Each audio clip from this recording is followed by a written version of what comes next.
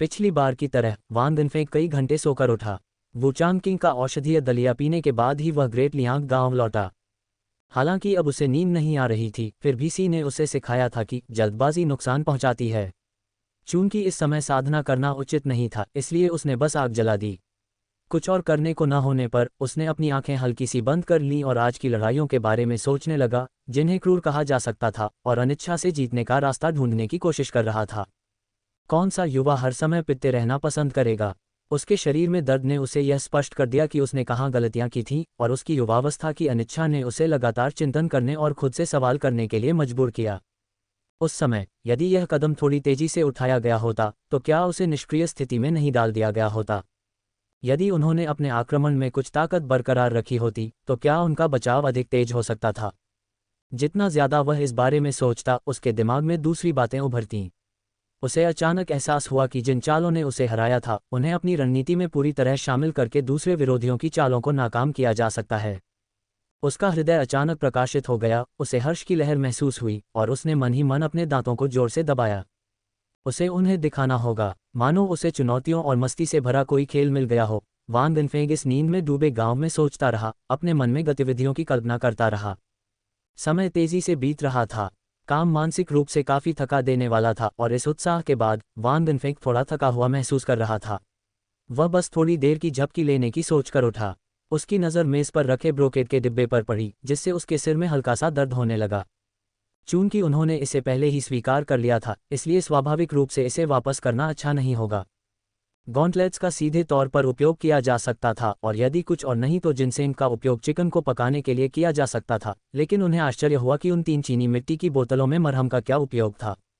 उस दिन किन फेई ने उसे व्यक्तिगत रूप से प्रथम श्रेणी रक्त जैड मरहम के उपयोगों के बारे में बताने का इरादा किया था, लेकिन उस समय जुवान चेंगजी को बहुत देर बाद उत्साह से भरा देखकर वह स्वाभाविक रूप से भूल गया, जिसके कारण वान दिनफेंग अब मरहम को देख रहा था और समझ नहीं पा रहा था कि आगे क्या करे।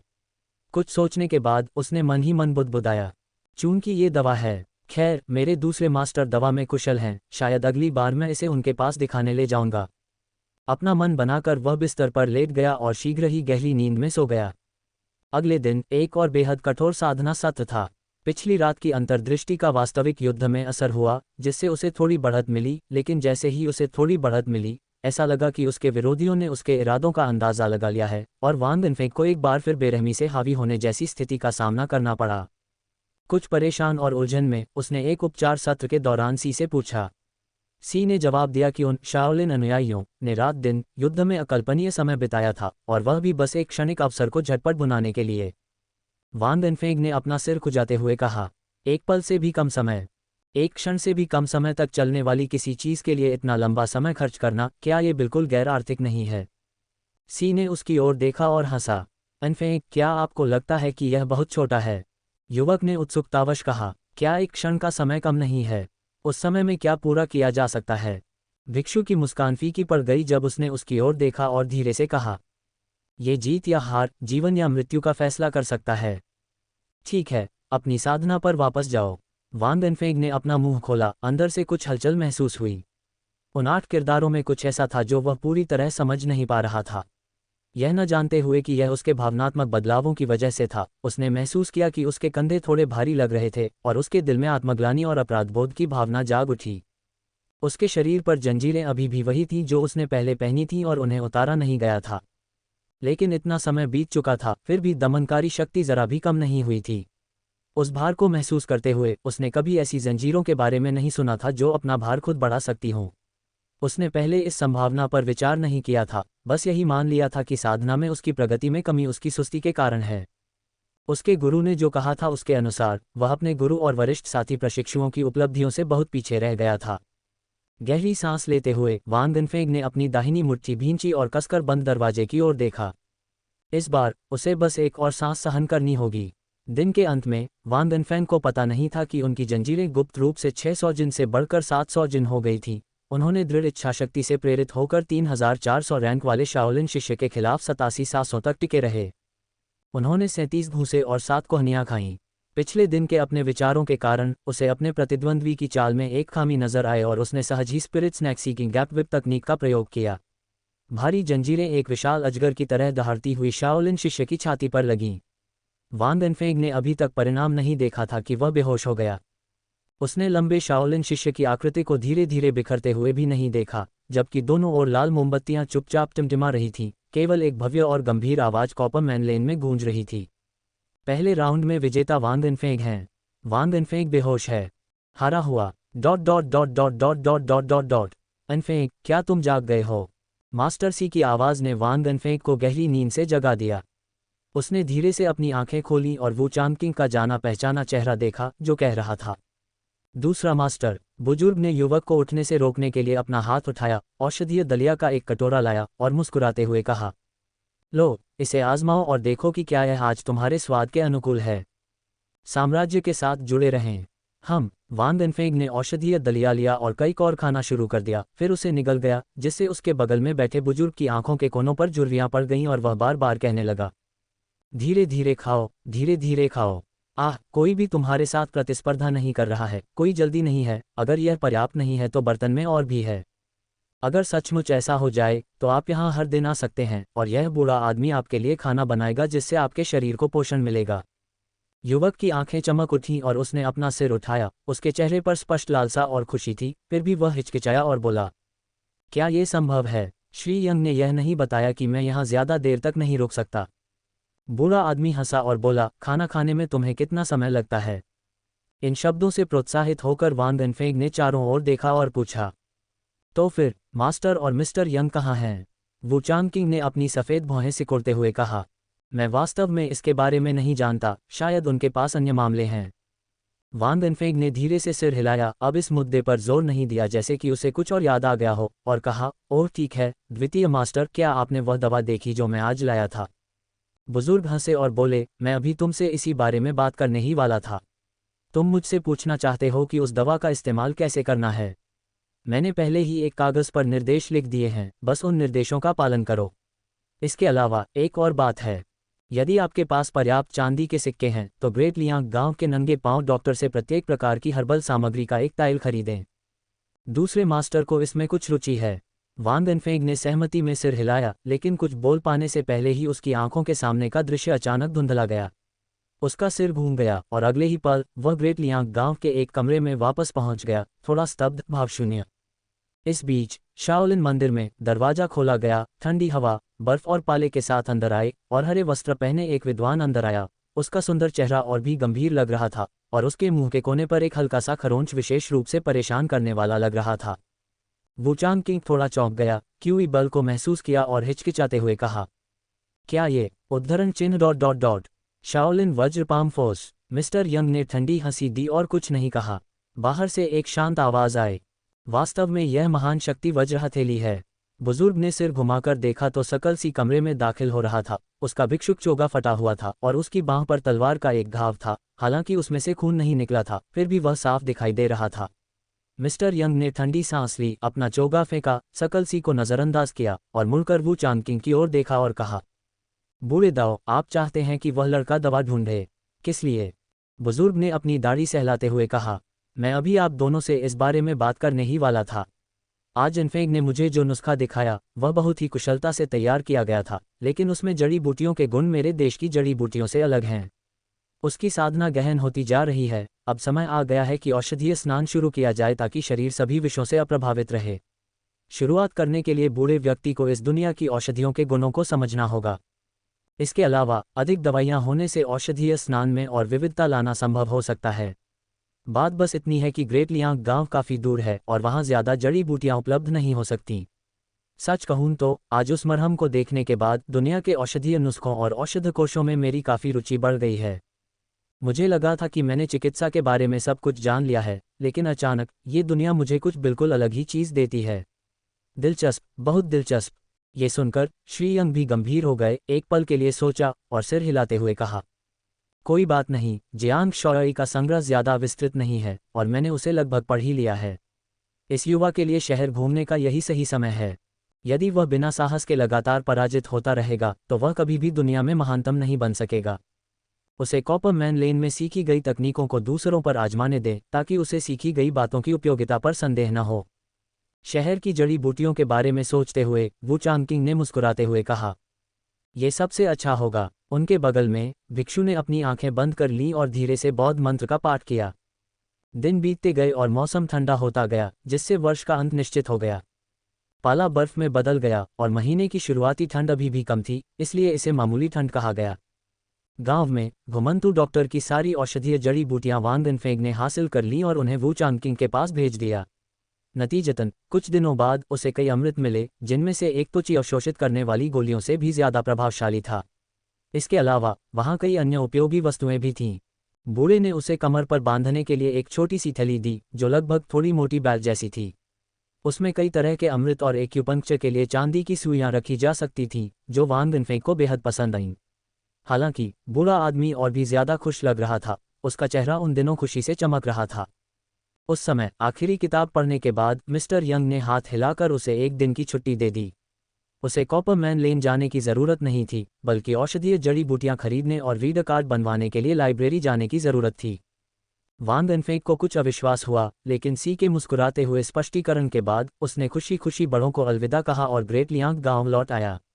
उसने बेड़ियां खोलीं, बेढंगे ढंग से साफ सुथरे सूती कपड़े पहने, हालांकि नए नहीं थे, और अंकल ली, अंकल वांग और मास्टर जियांग से पूछा कि उन्हें किसी चीज़ की ज़रूरत तो नहीं है, और वह ग्रेट लियांग गांव से बाहर निकल गया। अब जबकि हल्की ठंड बीत चुकी थी, साल के सबसे ठंडे दिनों की शुरुआत हो चुकी थी।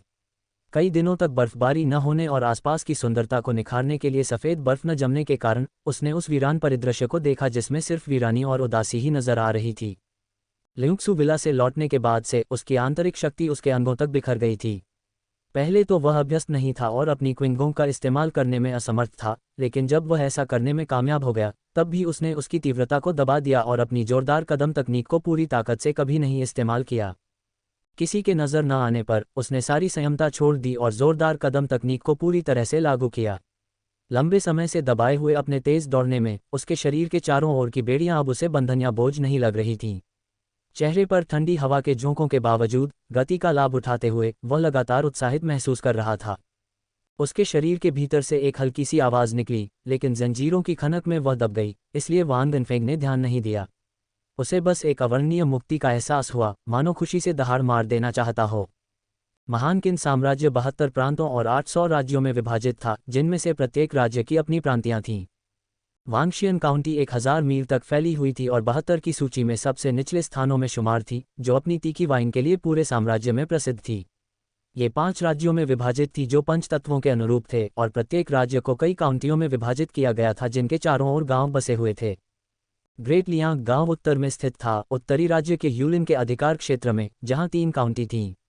सबसे नज़दीकी काउंटी शहर, जिसने पिछले 10 वर्षों में कई विद्वानों को जन्म दिया था, का नाम बदलकर उपयुक्त रूप से जिनिक्सियन काउंटी कर दिया गया।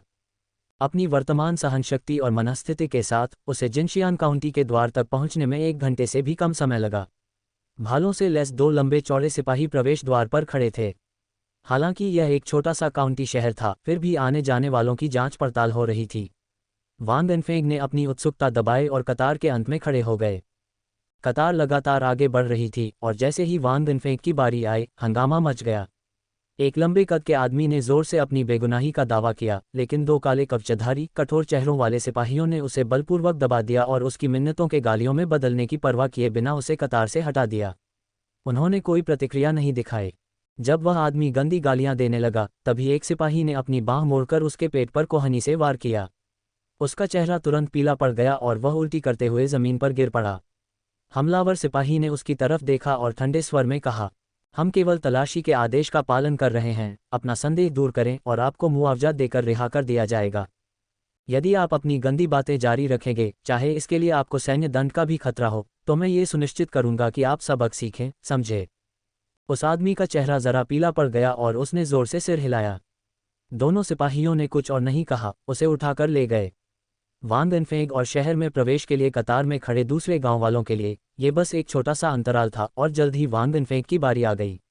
बीच में खड़े सिपाही ने उसकी तरफ देखा और उसे आगे जाने का इशारा करते हुए कहा, अगला। उसके बगल में खड़ा सिपाही वांग इनफेंग की क्षणिक घबराहट को देखकर हंसा, क्या बात है जवान भाई, वहां खड़े मत रहो, जल्दी से शहर में चले जाओ, हमारे पीछे अभी भी बहुत से लोग इंतजार कर रहे हैं। अपने होश में आते हुए वांग इनफेंग ने उसे एक क्षमा प्रार्थी मुस्कान दी और जिनेक्सियन काउंटी में प्रवेश किया। यह एक विशिष्ट किन काउंटी शहर था जिसे जुहू के संस्कार, कारीगरों का अभिलेख के सिद्धांतों के अनुसार बनाया गया था, जिसका दक्षिणी भाग आधिकारिक प्रशासन के लिए, उत्तरी भाग नागरिक आवासों के लिए, पश्चिमी भाग अंतर्राष्ट्रीय बाजार के लिए जो दुनिया भर से माल की आपूर्ति करता था, और पूर्वी भाग स्थानीय व्यवसायों और शिल्प कौशल के लिए समर्पित था, एक पूर्ण लेआउट। इस प्रकार, हालांकि वान देन फेंग की जिनशियन काउंटी में ये पहली यात्रा थी, फिर भी उन्हें वहां के लेआउट का एक मोटा अंदाजा था। कुछ सोचने के बाद उन्होंने पहले लाइब्रेरी जाकर अपने रीडर कार्ड को व्यवस्थित करने का फैसला किया, क्योंकि काउंटी में कड़ाके की ठंड की तैयारी में हलचल मची हुई थी और हर परिवार नए साल का सामान खरीदने की तैयारी में लगा हुआ था। इसके अलावा वार्षिक वर्षांत उत्सव निकट आ रहा था, जिससे वातावरण में भोजन की खुशबू फैल रही थी और मजदूरों के चेहरों पर अदम्य खुशी छा रही थी।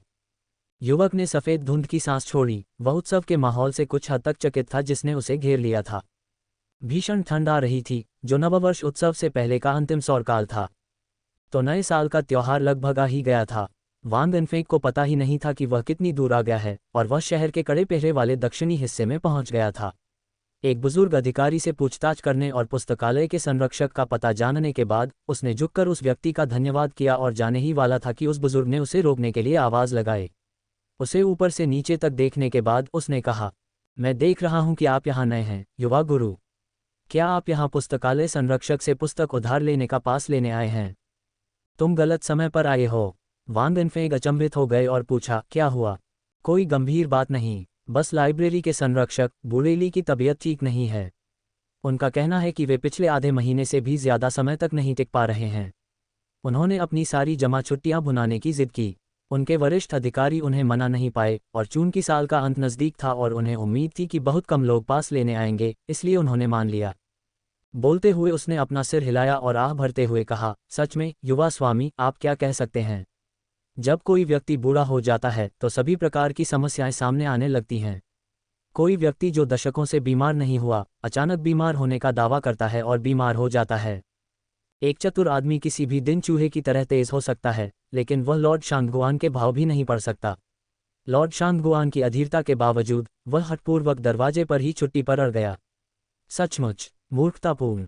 एम्पायर पर पढ़ना जारी रखें। ये सुनकर वान देन फेंग ने हार मान ली और मन ही मन सोचा कि मिस्टर यंग को इसके लिए उसे दोष नहीं देना चाहिए। ... या शायद ये वास्तव में एक संभावना थी। अंदर से लाचार महसूस करते हुए उसने फिर से बूढ़े को धन्यवाद में झुककर प्रणाम किया और जाने के लिए मुड़ा। जैसे ही वह जाने वाला था, बूढ़े ने फिर से आवाज़ लगाई और अपने कपड़े के थैले में हाथ डालते हुए बुदबुदाया, त्योहार नज़दीक आ रहा है, कोई यहाँ व्यर्थ नहीं आ सकता।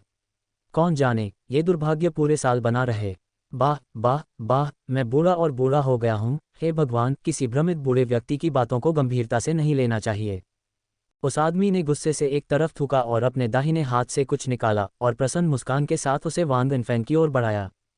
लो, इसे खाओ, यह मीठा है, इसे सौभाग्य के प्रतीक के रूप में लें। युवक ने वह मिठाई, एक मीठा फल, स्वीकार कर लिया और एक हल्की सी गर्मजोशी ने उसके दिल को छू लिया। उसकी निराशा कुछ कम हुई। उसने एक बार फिर झुककर धन्यवाद दिया, फिर उस बूढ़े व्यक्ति को विदा किया और चला गया।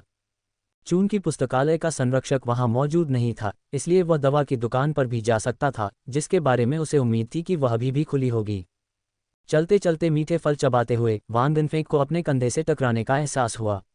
उसका शरीर लड़खड़ा गया और जिस फल को उसने अभी अभी चबाया था वह गलती से जमीन पर गिर गया। फल की मिठास से अभिभूत युवक क्षण भर के लिए रुक गया, जबकि उससे टकराने वाला व्यक्ति बस माफी मांगने के लिए मुड़ा और फिर अपना कोट लपेटकर जल्दी से चला गया। लेकिन जैसे ही उस आदमी ने वान देन फेंग की ओर मुंह करके माफी मांगी, युवक का दिल अचानक तेजी से धड़कने लगा और उसकी पुतलियां तेजी से सिकुड़ गईं। हत्या का इरादा। श्री यंग द्वारा स्वर्ग और पृथ्वी पर व्याप्त आतंक से भरी जानलेवा आभा के प्रतिदिन अधीन होने के कारण इस अद्वितीय क्यूई तंत्र के प्रति वान देन फेंग की संवेदनशीलता लगभग सहज हो गई थी। अभी अभी मिली उस क्षणिक झलक में सांसों की गूंज हल्की फिर भी बेहद साफ थी। श्री यंग के अनुसार जब तक किसी के जीवन में अथक हत्या, दृढ़ निश्चय और प्रासंगिक सर्वोच्च कौशल का विकास न हो, तब तक केवल हत्या का इरादा रखने वाले ही अपनी हत्या की आभा से भरपूर दिखाई देंगे। और इन विचारों को गुजरने में लगे संक्षिप्त समय में ही वह व्यक्ति भीड़ में गायब हो चुका था और पीछे केवल एक धुंधली हत्यारी आभा छोड़ गया था। वान देन फेंग ने थोड़ा भौहें चढ़ाईं। छुट्टियों का मौसम आ रहा है और यहाँ खून खराबा होने पर हंगामा मच सकता है। बेहतर होगा कि आप सरकारी कार्यालय जाकर इसकी सूचना दें। लेकिन उससे पहले उसे फल की दुकान को धोना था। ये सोचते हुए उसने नीचे देखा तो 3 चिकने पीले कुत्ते दिखाई दिए। सबसे बड़े कुत्ते ने फल की दुकान को सूंघा, उसे एक ही बार में झपट लिया, फुसफुसाया और तीनों कुत्ते भाग गए। वह स्तब्ध युवक हाथ फैलाए, चेहरे पर भावशून्य भाव लिए वहीं खड़ा रह गया। उद्धरण चिन्ह ... मेरा सौभाग्य, मैंने तो केवल एक ही निवाला खाया है। एक पल के लिए स्तब्ध खड़े रहने के बाद वान दिनफेंग ने एक व्यंग्यात्मक मुस्कान दी और अपनी किस्मत को स्वीकार कर लिया। थोड़ी ही दूर आगे एक दवा की दुकान थी जिसके बाहर 10 चूल्हे कतार में लगे थे। दुकान के कर्मचारी ग्राहकों के लिए दवाइयां बनाने में व्यस्त थे, जिनकी तेज खुशबू सूंघने मात्र से ही शरीर में गर्माहट भर देती थी। वान दिनफेंग ने राहत की सांस ली। ऐसा लग रहा था कि दवा की दुकान अभी भी खुली हुई है। जैसे ही वह दुकान के सहायकों से बात करने के लिए उनके पास जाने ही वाला था, वान दिनफेंग के कानों में अचानक तेज कदमों की आहट पड़ी और कई अस्पष्ट उपस्थितियां उसे निशाना बनाती दिखाई दीं। चौंक कर उसने मुड़कर देखा तो कई काले कवचधारी सैनिक भीड़ को चीरते हुए उसकी ओर बढ़ रहे थे और चिल्ला रहे थे, तुम कौन हो, जंजीरें लिए हुए? हमें शक है कि तुम किसी केस से जुड़े हो, हमारे साथ आओ। इस पर वान दिनफेंग ने अपनी भौहें सिकुड़ते हुए समझाया, कैसी जंजीरें? मैं मुख्य द्वार से अंदर आया था और वहां मेरी जांच हो चुकी है। उसकी बात पूरी होने से पहले ही दो आदमी उसके स्पष्टीकरण का इंतजार किए बिना ही आगे बढ़ आए और भयंकर और धमकी भरे अंदाज में उसके कंधों तक पहुंच गए। हालांकि युवक को उनके अंदाज में खामियां ही नजर आईं। अपने पैरों को हल्का सा हिलाकर और हाथों को मोड़कर उसने उन दोनों बड़े सिपाहियों की कलाइयां पकड़ लीं और अपनी सहज परिष्कृत तकनीक का इस्तेमाल करके उन्हें झटक दिया। वे बिखर गए और जमीन पर घुटनों के बल बैठ गए। युवक ने भौहें चढ़ाकर कहा, क्या कोई गलती है? तभी पीछे से तेज हवा का एक झोंका आया। लोहे के कवच पहने एक लंबा चौड़ा आदमी आगे बढ़ा और वान दिनफेंग से कुछ मीटर की दूरी पर ही उसने जोर से छलांग लगाई और उस युवक के कंधे पर लात मारकर उसे गिरा दिया।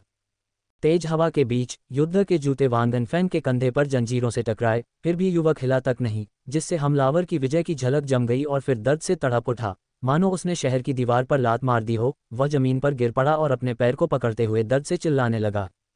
बाकी सैनिकों के चेहरे बदल गए, लगभग सहज ही अपनी तलवारें खींच लीं। भीड़ के तितर बितर होते ही ब्लेडों की मधुर ध्वनि गूंज उठी और वान दिनफेंग के दिल में गुस्से की एक झलक उभर आई।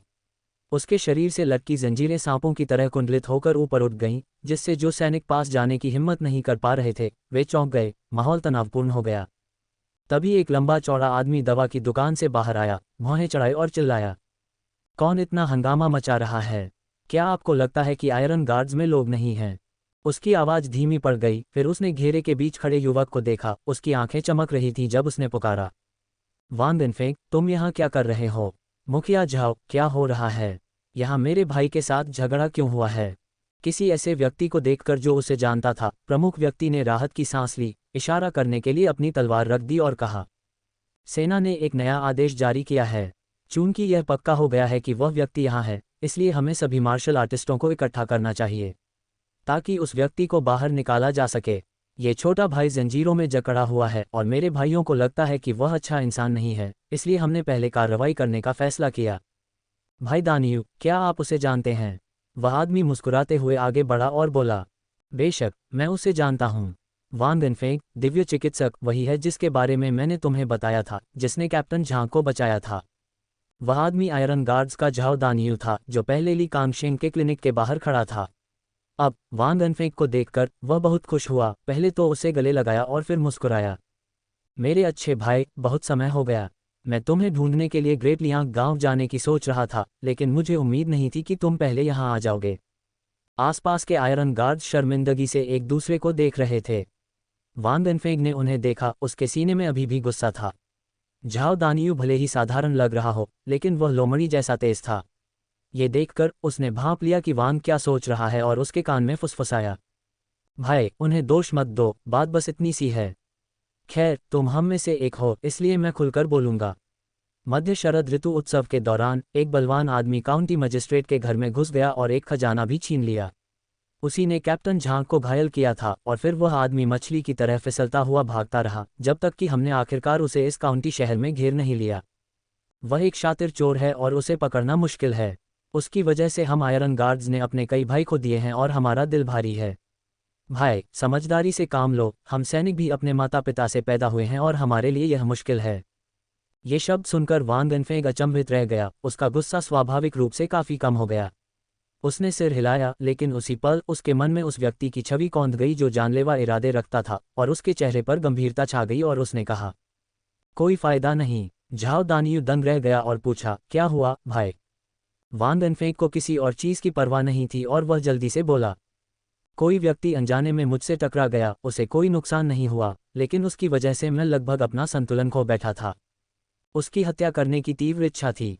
झाओ दानियू को अभी तक समझ नहीं आया था कि क्या हो रहा है जब अधिकारी और सैनिक जिन्होंने वान वेनफेंग के पैर पर लात मारी थी, अचानक पीले पड़ गए। क्या ये कोई ऐसा व्यक्ति हो सकता है जो इस आदमी को लगभग गिरा सकता है? और हत्या का इरादा। उसका दिल बैठ गया और अचानक दूर से एक हलचल हुई। एक आलीशान गाड़ी अचानक चकनाचूर हो गई। एक लंबा चौड़ा आदमी एक बच्चे को गोद में लिए उछलकर जोर से हंस पड़ा। अफसर का चेहरा लोहे जैसा नीला पड़ गया। उसने दांत भींच लिए और बोला, अरे, ये झांग काउंटी के सम्मानित परिवार का बच्चा है। आज काउंटी अधिकारी को जरूरी काम की वजह से जाना पड़ा और उस महिला के पास सिर्फ 2 9वीं रैंक के विशेषज्ञ ही रह गए। क्या हो सकता है कि इस आदमी का ज्ञान 9वीं कक्षा से ज्यादा हो? मैं लापरवाह था। इस बीच वह आदमी तेजी से छतों पर चढ़ रहा था और संयोग से या शायद संयोग से वह ठीक उसी जगह से गुजर रहा था जहां वान वेनफेंग था। हत्या का इरादा गहरा था। उस युवक की पुतलियां सिकुड़ गईं जब उसने उस 6-7 साल के बच्चे से आंखें मिलाईं। उसकी साफ आंखों ने उसके दिल में एक हल्की सी सिहरन पैदा कर दी। ऐसे बच्चे का दुखद अंत देखना बर्दाश्त नहीं कर पा रहा था। कलाई के एक झटके से लटकी हुई जंजीरें अचानक किसी विशालकाय अजगर की तरह हवा में फैल गईं, एक असंभव करतब की तरह कई मीटर तक फैल गईं और सीधे उस आदमी के दाहिने पैर में फंस गईं। उस आदमी की पागल हंसी अचानक बंद हो गई और वान वेनफेंग के पैर जमीन पर पड़ गए, लेकिन दुर्भाग्य से यह बस एक पल ही रहा और फिर उसे तेजी से ऊपर खींच लिया गया। जंजीर तेजी से फड़फड़ाई जिससे युवक बगल वाली इमारत पर जा गिरा। वान वेनफेंग ने दांत पीस लिए, शरीर ऐंठ लिया और उसका दाहिना पैर दीवार पर आ गिरा। वह दीवार के पार ऐसे भागा मानो उड़ रहा हो और उस आदमी का पीछा करता हुआ आगे बढ़ा।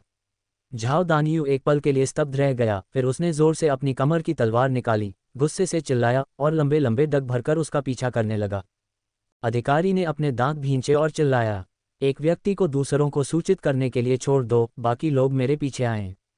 हाँ, वह हट्टा कट्टा आदमी ही भगोड़ा था जिसकी नाकाबंदी पिछले कुछ दिनों में लगातार कड़ी होती जा रही थी। उसने मौके का फायदा उठाकर भागने की योजना बनाई, लेकिन संयोग से उसे पता चला कि काउंटी अधिकारी की पत्नी के बच्चे की सुरक्षा ताओवादी संप्रदाय के केवल 2 9वीं कक्षा के मार्शल आर्टिस्ट कर रहे थे। अति प्रसन्न होकर वह गाड़ी में घुस गया और निषिद्ध अमृत की शक्ति का उपयोग करते हुए 9वीं रैंक के दोनों मार्शल कलाकारों को गंभीर रूप से घायल कर दिया और काउंटी अधिकारी के इकलौते बेटे का अपहरण कर लिया। उसने बच्चे को हथियार बनाकर बाहर निकलने की कोशिश की थी, फिर उसे यातना देकर मार डाला ताकि उसके दिल में भरी नफरत निकल जाए, लेकिन अब उसके पैर में एक नासमझ बदमाश लटका हुआ था। उसने लड़के को नीचे गिराने की कितनी भी कोशिश की, वह व्यक्ति उसकी सारी प्रबल ची को नष्ट करने में कामयाब रहा, और वह भी इतनी कुशलता से, एक ऐसे तरीके से जो किसी युवा जैसा नहीं लग रहा था, जिससे वह बहुत नाराज हो गया। इस समय वान वेनफेंग का शरीर तनाव में था। विरोधी जोरदार क्यूई एक अंतहीन ज्वार की तरह था, लेकिन मिस्टर यंग के कभी कभार होने वाले चुपके हमलों और तेजी से जटिल प्रशिक्षण के कारण ये सब उसके नियंत्रण में था। उस आदमी ने पीछे मुड़कर देखा और पीछा करने वालों को करीब आते देखा और अपने दांतों को जोर से भींच लिया। उसकी आंखों में क्रोध उभर आया। उसके अमृत की शक्ति सीमित थी और वह उसे अधिक समय तक कायम नहीं रख सका। 3 मंजिला शराबखाने के पास से गुजरते हुए वह रुका, वान वेनफेंग को जोर से ऊपर उठाया, शराबखाने की छत पर खड़ा हुआ, अपनी कमर से एक छोटा चाकू निकाला और वान वेनफेंग की छाती पर वार कर दिया। युवक का दिल तेजी से धड़का और उसने अपनी बाईं बांह की लोहे की जंजीर से चाकू को दूर फेंक दिया। बैकवोट बैकवोट बैकवोट। दाहिना हाथ उस आदमी के दाहिने पैर से लोहे की जंजीर को छोड़ने से इनकार कर रहा था।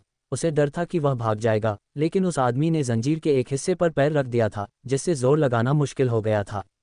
वे एक गतिरोध की स्थिति में थे जहां वह केवल अपने मुक्त हाथ से ही लड़ सकता था। उसके घूंसे यांगीजी नदी के तेज बहाव जैसे थे, जो किसी संकट को दर्शा रहे थे। फिर भी फिलहाल वह पीछे नहीं हट रहा था।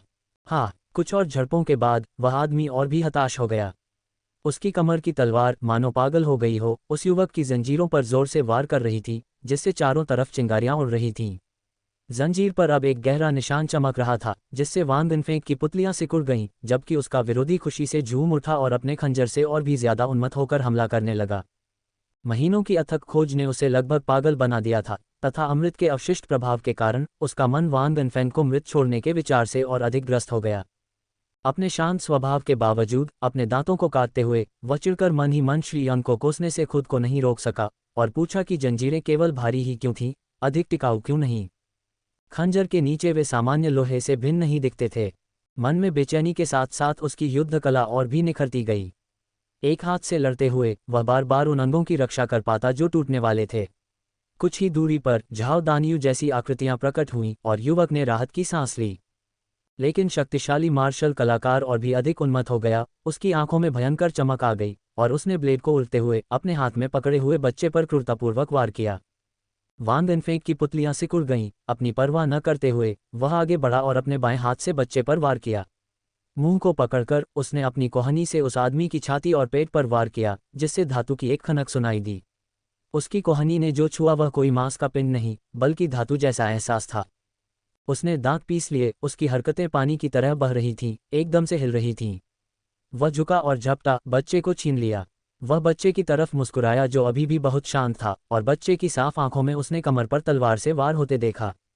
फिर भी उसकी अपनी मनस्थिति असाधारण रूप से शांत थी, मानो उसके दिल की धूल उन निर्मल और पारदर्शी आंखों ने साफ कर दी हो।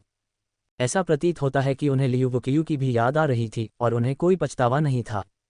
वह जंजीर जो इतने दिनों से उसके साथ थी कट गई, जिससे एक बड़ा सा छेद हो गया और युवक की पीठ नंगी हो गई। ऐसा लग रहा था कि जंजीरों की खास बनावट के कारण अगर एक हिस्सा टूटा तो बाकी भी टूट जाएंगे। अचानक युवक के शरीर से बंधी सारी जंजीरें अपने आप टूटकर लोहे के धूल के बादल की तरह जमीन पर गिर पड़ीं। कुछ ही दूरी पर झाओ दानियू की पुतलियां अचानक सिकुड़ गईं और वह गुस्से से चिल्लाया। कोई रोक नहीं। उस आदमी ने एक शरारती मुस्कान दी और उस युवक ने, जो अब जंजीरों से मुक्त था, अपनी कलाई हिलाकर बच्चे को झाओ दानियू की ओर उछाल दिया। झाओ दानियू ने अपनी कृपाण उछाली और बच्चे को बमुश्किल पकड़ने के लिए आगे बढ़ा। फिर उसने गुस्से से ऊपर देखा, उसकी आंखें उभरी हुई थीं और वह ऊपर की ओर देख रहा था। इस पल समय मानो थमसा गया। जैसे ही जंजीरें गिरीं, भगोड़े की आंखों में पागलपन भर गया और उसने खंजर उस युवक की पीठ पर बेरहमी से तान दिया। लेकिन न जाने क्यों वह युवक, जो आमतौर पर फुर्तीला रहता था, अचानक अकड़ गया। झाओ दानियू का दिल कांप उठा और वह चिल्लाया, अनफेंग। गुस्से भरी चीखों के बीच जंजीरें सराय की दूसरी मंजिल के उभरे हुए हिस्से पर गिर पड़ीं। एक पल के लिए मौत के सन्नाटे के बाद नाजुक बालकनी जोर से फट गई।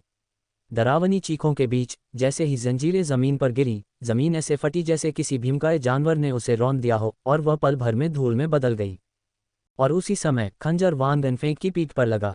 सूती वस्त्र फट गया, तलवार हल्के से गुनगुनाई और पागलपन से भरा आदमी का चेहरा थोड़ा रुक गया। अचानक हवा के कटने की एक तेज आवाज उठी। टूटे हुए ब्लेड का एक टुकड़ा हवा में घूमता हुआ झाओ दानियू के सामने जमीन में धंस गया।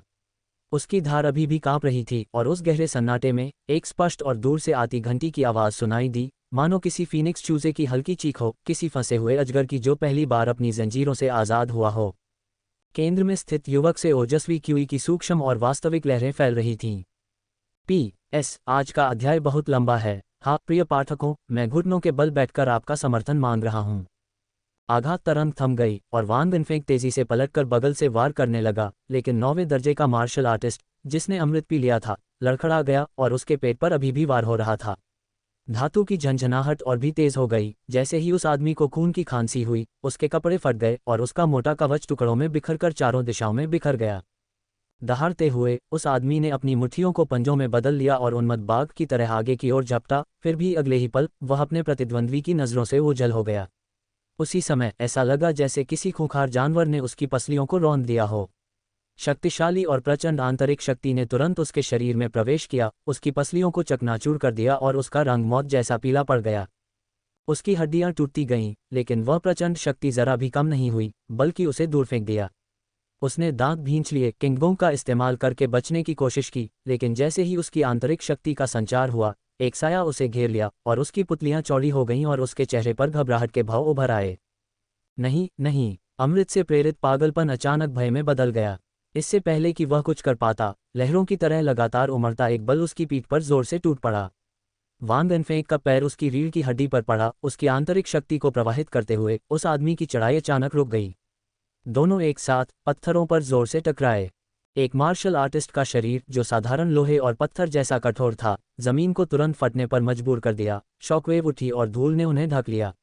आयरन गार्ड्स और शहरवासियों ने आखिरकार अपने दिलों की तेज धड़कनों से उबरते हुए महसूस किया, क्योंकि वे चौड़ी आंखों से धीरे धीरे छटती धूल को देख रहे थे।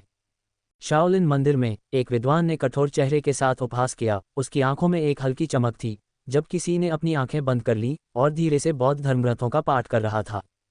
ये कठिन प्रशिक्षण, जिसे क्रूर कहा जा सकता है, हर दिन जंजीरों के भार के साथ बढ़ता गया। बॉडी टेम्परिंग तो बस एक संयोग था, असली मकसद तो वान वेनफेक की आंतरिक शक्ति को लगातार दबाना, उसे चरम सीमा तक संकुचित करना था। जैसे किसी तटबंध में बंधी ज्वार की लहर, पानी जितना बढ़ता तटबंध उतना ही मजबूत होता जाता और एक दिन वह टूट जाता। इसका उद्देश्य हजारों मील की शक्ति एकत्रित करना था, अंततः फूटना था और हजारों मील दूर दूर तक फैल जाना था, जिसकी गति बाघ की दहाड़ और अजगर के जयघोष जैसी थी, जिसे रोका नहीं जा सकता था। जो भी इसके रास्ते में आएगा वह निश्चित रूप से नष्ट हो जाएगा। विद्वान की आंखों में क्षण भर के लिए प्रकाश की एक चमक चमकी और वह धीरे से हंसा। अब आओ लड़के, उन्हें दिखाओ कि दोषरहित चमकदार फाउंडेशन क्या है, शाओलिन गोल्डन बेल शील्ड क्या है। इस बड़बड़ाहट में धूल छट गई और उस युवक की आकृति सबके सामने आ गई। वह हल्का सा हाँफ रहा था, उसके कपड़े बहुत फटे हुए थे, कुछ अस्त व्यस्त। फिर भी जो त्वचा दिखाई दे रही थी उस पर सुनहरे लाल अक्षर लिखे हुए थे, जिनसे एक हल्की रोशनी निकल रही थी, जो उस युवक के चेहरे को एक गंभीर और राजसी रूप दे रही थी। ये जंजीरों पर लिखे अक्षरों जैसा ही था। युवक के शरीर के अंदर यांग और प्रबल आंतरिक शक्ति उमड़ पड़ी, उसके शरीर के भीतर अवरुद्ध मेरिडियन को तोड़कर डेंटियन में वापस लौट आए। जैसे नदियां समुद्र में बहती हैं, डेंटियन में एक हल्का सा कंपन उसके अंगों और शरीर में एक अवशिष्ट तरंग भेज देता था, जो भीतर समाहित आंतरिक शक्ति के साथ प्रतिध्वनित होती थी। एक स्पष्ट और दूर से आती घंटी की ध्वनि उठी, मानो वह हृदय की सारी धूल साफ कर देगी। तभी युवक के शरीर के ऊपर एक सुनहरी घंटी प्रकट हुई, जिसके अनगिनत अक्षर भ्रमकारी बुलबुलों की तरह एक पल में गायब होने से पहले चारों ओर बह रहे थे। उसके शरीर के चारों ओर के अक्षर भी पूरी तरह से सिकुड़ गए थे, जिससे वान वेनफेक का चेहरा साफ और शांत हो गया था। पड़ोस के लड़के जितना सरल। फिर भी उसके पैरों के नीचे 9वीं रैंक का विशेषज्ञ, जो पहले भी घेर लिया गया था और किसी को तेज गति से ले गया था, अब टूटी हुई जमीन पर कीचड़ के एक गड्ढे की तरह गिरा पड़ा था और चुपचाप उस युवक की दुर्जय शक्ति की घोषणा कर रहा था। झाओ दानियू और बाकी लोग वान वेनफेक को घूर रहे थे, जो अपनी सांसें वापस पा रहा था, अपनी जगह पर जड़वत और पास आने को लेकर असमंजस में था। फिर भी एक बच्चा झाओ दानियू से छूटकर जमीन पर उतरा और धीरे धीरे वान वेनफेक की ओर बढ़ा और उस युवक के कपड़ों के किनारे को धीरे से खींचता हुआ आगे बढ़ा। वान वेनफेक ने उन स्पष्ट और शांत आंखों को देखने के लिए नीचे देखा, एक पल के लिए रुके, फिर मुस्कुराए और कहा, क्या तुम ठीक हो छोटे लड़के? Backward backward backward. बच्चे ने कोई जवाब नहीं दिया, बस उस युवक की ओर मुड़ा और अपनी बाहें फैला दीं। वह युवक रुक गया, उसकी इस हालत पर उसका दिल घबरा गया, फिर भी मुस्कुराया और धीरे से बच्चे को उठा लिया। बच्चा शर्माया नहीं, बल्कि बेबाकी से अपने हाथ वान वेनफेक की गर्दन पर लपेटे रहा। इसी बीच भीड़ में से एक खूबसूरत महिला तेजी से निकली, उसके पीछे 2 अधेड़ उम्र के पुरुष, जिनके चेहरे पीले पड़ गए थे और कदम लड़खड़ा रहे थे। महिला किसी भी संभावित खतरे की परवाह किए बिना सीधे बच्चे की ओर दौड़ी।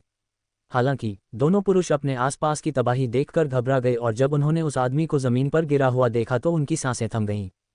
उनमें से एक ने तलवार पकड़े हुए जमीन पर पड़ी दरारों पर नजर डाली और फिर वान वेनफेक की ओर, जो 14 या 15 साल से ज्यादा उम्र का नहीं था, और कर्कश आवाज में कहा, ये खलनायक खून जलाने वाली गोली खाने के बाद अपना दिमाग खो बैठा है, लेकिन उसे अपार शक्ति प्राप्त हो गई है, यहाँ तक कि आप और मैं भी उसका मुकाबला नहीं कर सकते। और फिर भी उसे एक युवक ने नीचे गिरा दिया। उसके बगल में बैठे आदमी के चेहरे पर कड़वाहट थी, वह अपना मुंह खोलता और बंद करता रहा और अंत में आह भरकर बोला, उस महिला और युवा मालकिन के पास जाकर खड़े हो जाओ। उद्धरण चिन्ह ... सांस। यहाँ भयंकर युद्ध हुआ था, चारों तरफ अफरा तफरी मची हुई थी। आयरन गार्ड्स के कई सैनिकों ने अधमरे 9वें दर्जे के मार्शल आर्टिस्ट को उठाया और सड़क पर ही उसकी तलाशी लेने लगे। आखिरकार उन्हें राहत की सांस तब मिली जब उन्हें तरह तरह के कीमती पत्थरों और गोमेद से जड़ा एक खंजर मिला। दूसरी ओर बच्चा अभी भी वान वेनफेक से चिपका हुआ था, शांति से अपनी मां को स्पष्ट आंखों से देख रहा था, उसकी कई व्याख्याओं से अप्रभावित। चूंकि वे मुख्य सड़क पर थे और वह खूबसूरत महिला अपनी बच्ची को मना नहीं पाए, इसलिए उसके पास वान वेनफेक को अपने घर वापस आने के लिए कहने के अलावा कोई चारा नहीं था।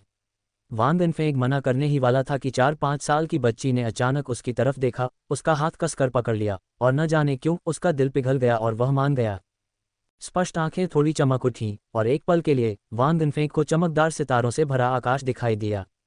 जब वे जाने ही वाले थे तो झाओ दानियू ने एक कपड़े का थैला लेकर वान वेनफेक को थमा दिया। सैन्य परंपरा के अनुसार जो भी चोर को पकड़ लेता है उसे चोर के चांदी के सिक्के और सामान मिल जाते हैं। वान वेनफेक कुछ बोलने ही वाले थे कि उनकी गोद में बैठी छोटी बच्ची ने अचानक उनकी ओर देखा। वान वेनफेक रुका, लेकिन फिर उसका इरादा समझ गया और पूछा, क्या आप ये चाहते हैं? छोटी बच्ची ने हल्के से सिर हिलाया, उसकी नज़र बैग में रखे सामान पर पड़ी। युवक मुस्कुराया, बच्ची की नज़रों का पीछा किया, बैग से एक साधारण सा दिखने वाला जेड पत्थर निकाला, बच्ची को खेलने के लिए दिया और फिर मुआवजे के तौर पर बैग गंभीर चेहरे वाले शराबखाने के मालिक को दे दिया। इस तरह ये रोमांचक प्रसंग समाप्त हुआ। आयरन गार्ड्स ने उस अधमरे मार्शल आर्टिस्ट को बड़ी बेरहमी से उठा लिया और वान दिन फेंक के पास उस छोटी लड़की की वजह से जो उसे छोड़ने को तैयार नहीं थी, उस औरत और 2 पीले चेहरे वाले अधेड़ आदमियों का पीछा करते हुए काउंटी लॉर्ड के घर तक जाने के अलावा कोई चारा नहीं बचा था। वापस आते समय युवक ने 5 कदम दूर स्थित दवा की दुकान की ओर देखा, जहां बड़े करीने से सजाई गई सुगंधित लाल मिट्टी की भट्टियां थीं। उसके चेहरे पर थोड़ी उदासी थी। दूसरों ने उसे गहरे विचार में डूबा हुआ देखा और उसे परेशान करने का साहस नहीं किया। कोई नहीं जानता था कि वह युवक, जिसका कौशल अद्भुत था और जिसकी आंखें शांत थीं, वास्तव में केवल उस फल कैंडी के बारे में सोच रहा था जिसे एक पीले कुत्ते ने उसके एक निवाले के बाद छीन लिया था। क्या ऐसा हो सकता है कि उसका सौभाग्य सचमुच छिन गया हो? युवक ने गहरी सांस छोड़ी। ग्रेट किन कानूनी संहिता के अनुसार काउंटी शहर का दक्षिणी भाग आधिकारिक व्यवसाय के लिए निर्धारित किया गया था, जिसमें मुख्य हॉल, दूसरा हॉल और तीसरा हॉल क्रम से व्यवस्थित थे। पूर्व की ओर प्रशासन, घरेलू पंजीकरण और अनुष्ठान विभाग कक्ष थे, जबकि पश्चिम की ओर सैन्य, न्याय और सार्वजनिक कार्यों के विभाग थे, और पृथ्वी के कुन स्थान पर जेल स्थित थी, जो भूमि के महान गुणों के साथ किसी भी नापाक आभा को दबाने के लिए थी।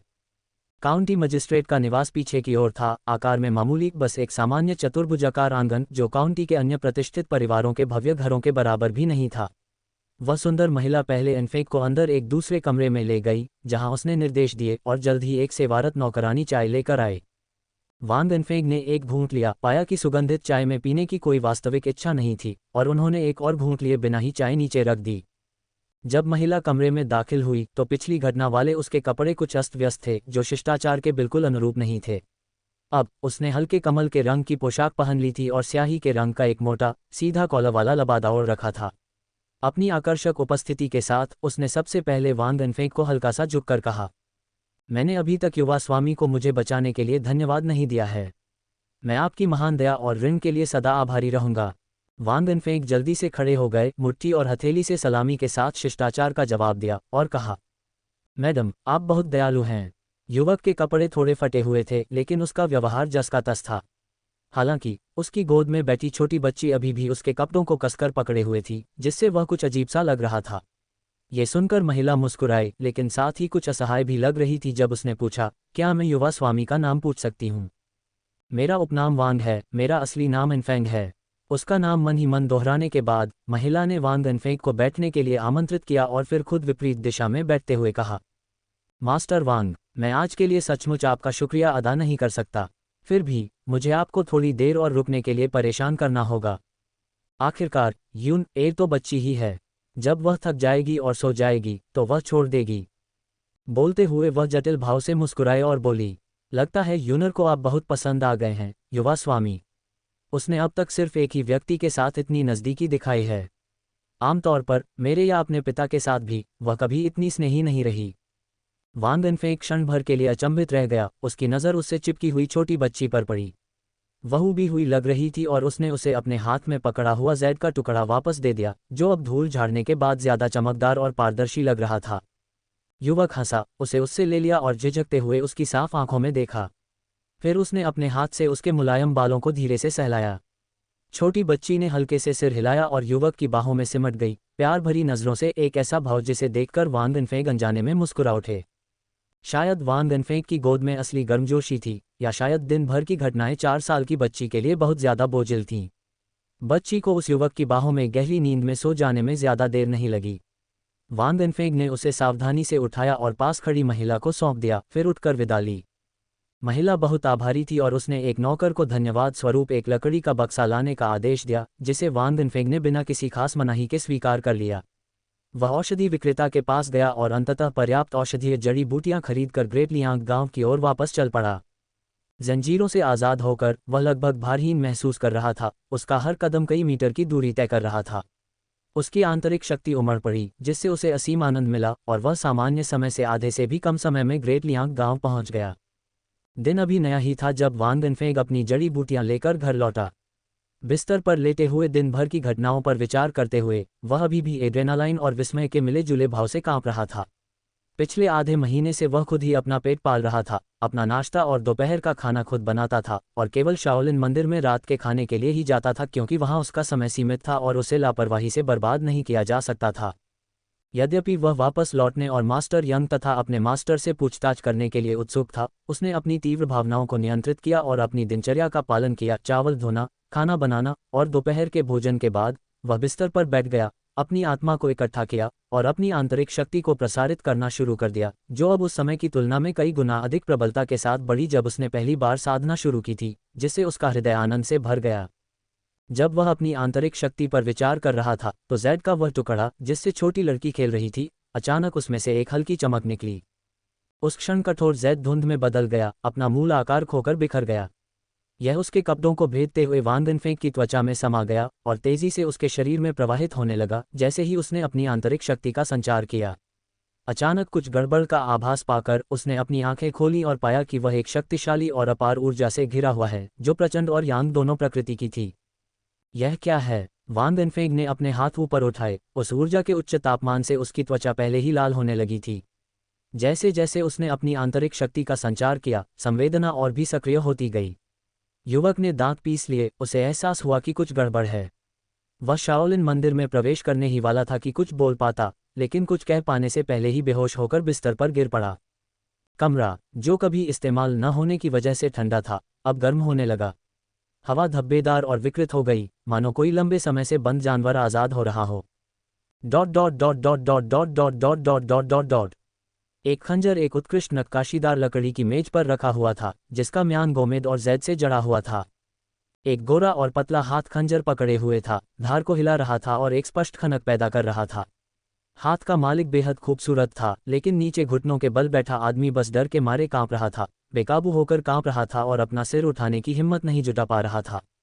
मास्टर यान, क्या आप ये बताना चाहेंगे कि इस खंजर की संरचना में जैड मैरो का एक टुकड़ा क्यों गायब है? इसके अलावा वही टुकड़ा जो अन्य पत्थरों से घिरा होना चाहिए। बैकवर्ड बैकवर्ड बैकवर्ड, एक ठंडी आवाज गूंजी। आदमी थोड़ा कांप उठा और मुट्ठी बांधकर सलामी देते हुए बोला, महामहिम, वापस रिपोर्ट करने के लिए। महिला ने उसकी ओर ठंडी निगाह से देखा और कहा, मुझे मैडम किन कहकर बुलाओ। आदमी के माथे पर ठंडा पसीना आ गया और उसने खुद को सही किया। मैडम को वापस रिपोर्ट करने के लिए। जब यह मूल रूप से अधीनस्थ के हाथों में था तो यह वास्तव में ज़िवी स्टार फॉर्मेशन था जो कई सितारों से घिरा हुआ था, लेकिन उस डाकू ने कबूल किया कि चूंकि उसने देखा कि जैड के अन्य टुकड़े बहुत अच्छी गुणवत्ता के थे और जैड मैरो फीका था और उसमें चमक नहीं थी, इसलिए उसने जैड मैरो को तोड़ दिया और उसकी जगह बेहतर जैड पत्थर रखकर उसे ऊंचे दाम पर बेचने की योजना बनाई। आदमी का गला कुछ सूख गया था। शाही परिवार की साधारण बेटियां, यानी काउंटी राजकुमारियां वगैरह आम थीं, जबकि डचेस राजकुमारियां कहलाने वाली कम ही थीं और उनके सामने वाली महिला एक अद्भुत प्रतिभा की धनी थीं। अपने नाम 10 उल्लेखनीय उपलब्धियों के साथ उन्हें एक उपपत्नी से जन्म लेने के बावजूद पूर्व सम्राट द्वारा राजकुमारी की उपाधि प्रदान की गई थी। बाद में वर्तमान सम्राट ने उन्हें डचेस की उपाधि से सम्मानित किया तथा उन्हें त्यानह राजकुमारी नाम दिया। उसकी युद्ध प्रतिभा और ज्ञान से मेल खाने वाली बात थी उसका उग्र स्वभाव और अभिमानी, दबंग प्रकृति, जो स्वर्ग के नीचे सभी को ज्ञात थी। जब उस वर्ष उसे शाही परीक्षा सूची में शामिल किया गया और वह एक बड़े घोड़े पर सवार होकर स्वर्गीय राजधानी के फूलों को निहार रहा था, तो उसने उसे लाल रंग की पोशाक में सड़क पर सरपट दौड़ते हुए देखा और वह ओरान को कोड़े मारकर मार रहा था। वह दृश्य अत्यंत सुंदर, अत्यंत आकर्षक और मादक था। यह अत्यंत खतरनाक और भयावह भी था। खिलते हुए अफीम के फूल की तरह यह उनके जीवन काल में अविस्मरणीय था। उस दिन की भव्यता को बहुत पहले भुला दिया गया था, फिर भी उस दृश्य की जीवंतता आश्चर्यजनक रूप से तीव्र थी। जब भी वह उसे याद करते तो उनके मन में कंपन पैदा हो जाता था, लेकिन अब उसे केवल भय और बेचैनी महसूस हो रही थी। हालांकि महिला ने उस तरह से क्रोध नहीं किया जैसा उसने सोचा था। इसके बजाय उसने एक असहाय आह भरी अपने माथे को रगड़ने के लिए अपना हाथ उठाया, जैसे कि किसी परेशान करने वाली बात से परेशान हो, और कहा, क्या आप जानते हैं कि जैड मैरो के इस टुकड़े के कारण ही मैं फेय और आशियाओ को वांगशियान काउंटी में लाया था, ताकि इस वर्ष के उत्सव से पहले फेय में स्वर्गीय आत्मा शक्ति का आरोपण किया जा सके। मैं जानता हूँ। क्या आप ये भी जानते हैं कि मैं नहीं चाहता था कि अन्य लोग जैड मैरो के बारे में जानें, और इसलिए मैंने आपको ये जानकारी सौंपी। अधीनस्थ को गहरा सम्मान दिया जाता है। आदमी का शरीर अनियंत्रित रूप से कांपने लगा।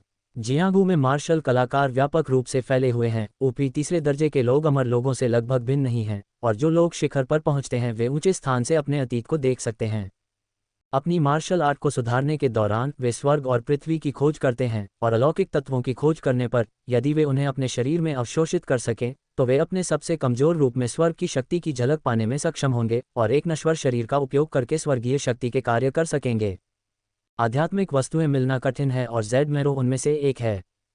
तब से सबसे प्रतिष्ठित मार्शल आर्ट ने मूल मार्ग से एक नया रास्ता बना लिया था, आध्यात्मिक वस्तुओं की शक्ति का उपयोग करके स्वर्ग की शक्ति से पहले से परिचित होने के लिए। हालांकि अंतिम सफलताएं अभी भी उसी गंतव्य तक ले जाती थीं।